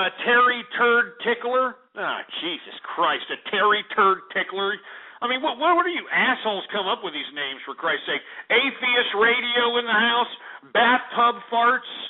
Oh, Jesus Christ. Bend Over, Brit Capitalist, Capitalist Youth Capitalizing in the house. What's going on? Capture Charisma. We've got Sereno in the place, Flying in the place, Friend Zone, Future DMB. What's going on, man? We got Goku in the place. What's going on, Goku? Goku's in the house, a member of the Capitalist Army. We've got so many people in the guest category. I want to say what's up to each and every guest who kicks back with me every single day. And, of course, I'm here Monday through Friday, folks. All right? Put it on your calendars. Monday through Friday, 4 to 7 p.m. Central Standard Time here in America. I want to say what's up to Haley Nighty, Hide the Pickle. What's going on? Iconoclast, Info Dude 3 in the house. All right, we got John Luca Card or some crap. We've got Gems 93, John Brand, Jordan Gaston, Karl Marx. We got Keyboard Cat. We've got Madison Media Radio. We got Mac Kids. We got Michael Thomas in the place. What's going on, Michael Thomas? We got the Nigerian in the house. Pepe is a nice guy. Poop Tickler. What the hell kind of name is Poop Tickler? Papa Dot in the place. What's going on, Papa Dot? Smell my poop. Oh, Jesus Christ. Swollen Eye in the place. Some sick son of a bitch named Syphilitic Meat in the house. Texas Wasteland. Some jerk-off named that. The Tech Pedo in the place. We've got Tupac Shakur in the house. We got V. Gizzard. What's going on, Gizzard? And, of course, we got, that's about it. That's all we got. Anyway, I want to thank everybody for tuning in with me, folks. I think we're already off the air. Jesus Christ. We're already off the air. It's unfortunate. Anyway, please, folks, go to the Capitalist Army website. We need a few men and women that are some true capitalists out here. www.capitalistarmy.com. All right? Join now, folks. Join now. We need a few good men and women that are some true capitalists throughout the world. All right? Throughout the damn world. So go ahead, Capitalist Army, and once again, Ghost Politics is the name to follow, folks. Ghost Politics. All one word, no underscores. Anyway, I want to thank everybody for tuning in with me. I can see people who are listening in that are kicking back with me even after the show is off the air. If you could please spread it around like wildfire and let everybody know that we're in effect in the house. Not to mention, folks, that I've got thousands of hours of material here, thousands of hours of Blog Talk radio shows, and you can get to those on demand at any point in time. blogtalkradio.com/ghost. All right, blogtalkradio.com/ghost. Go there anytime you're bored. Check it out. All right? Check out all the thousands of hours of content that I've got available on demand. On demand, baby. Anyway, I want to thank the peeps for listening in. Once again, thank everybody who spreads the word. Thank everybody who retweets. And once again, we got a whole bunch of buttons, man. Right there in front of you, you got a whole bunch of buttons, whether you're listening live or in the archive. You got a bunch of buttons right there. Use and abuse those sons of bitches. All right? Use and abuse those sons of bitches. Retweet the broadcast. Give a thumbs up, a little Facebook thumbs up. All right? I mean, embed the broadcast. Believe it or not, you can actually simulcast the broadcast by cutting and pasting a player and putting it on your blog, putting it on your MySpace, putting it anywhere you can embed any kind of code. You can actually simulcast the broadcast. Anyway, folks, I am out of here, folks. I'm going to be here tomorrow like I am Monday through Friday, 4 to 7 p.m., I hope to see you and everybody that you know here tomorrow. All right? Anyway, I'm out of here. Long live capitalism, baby. I'm out of here. You've been listening to True Capitalist Radio. The thoughts, views, ideas, comments, and opinions of the host of this show are absolutely his.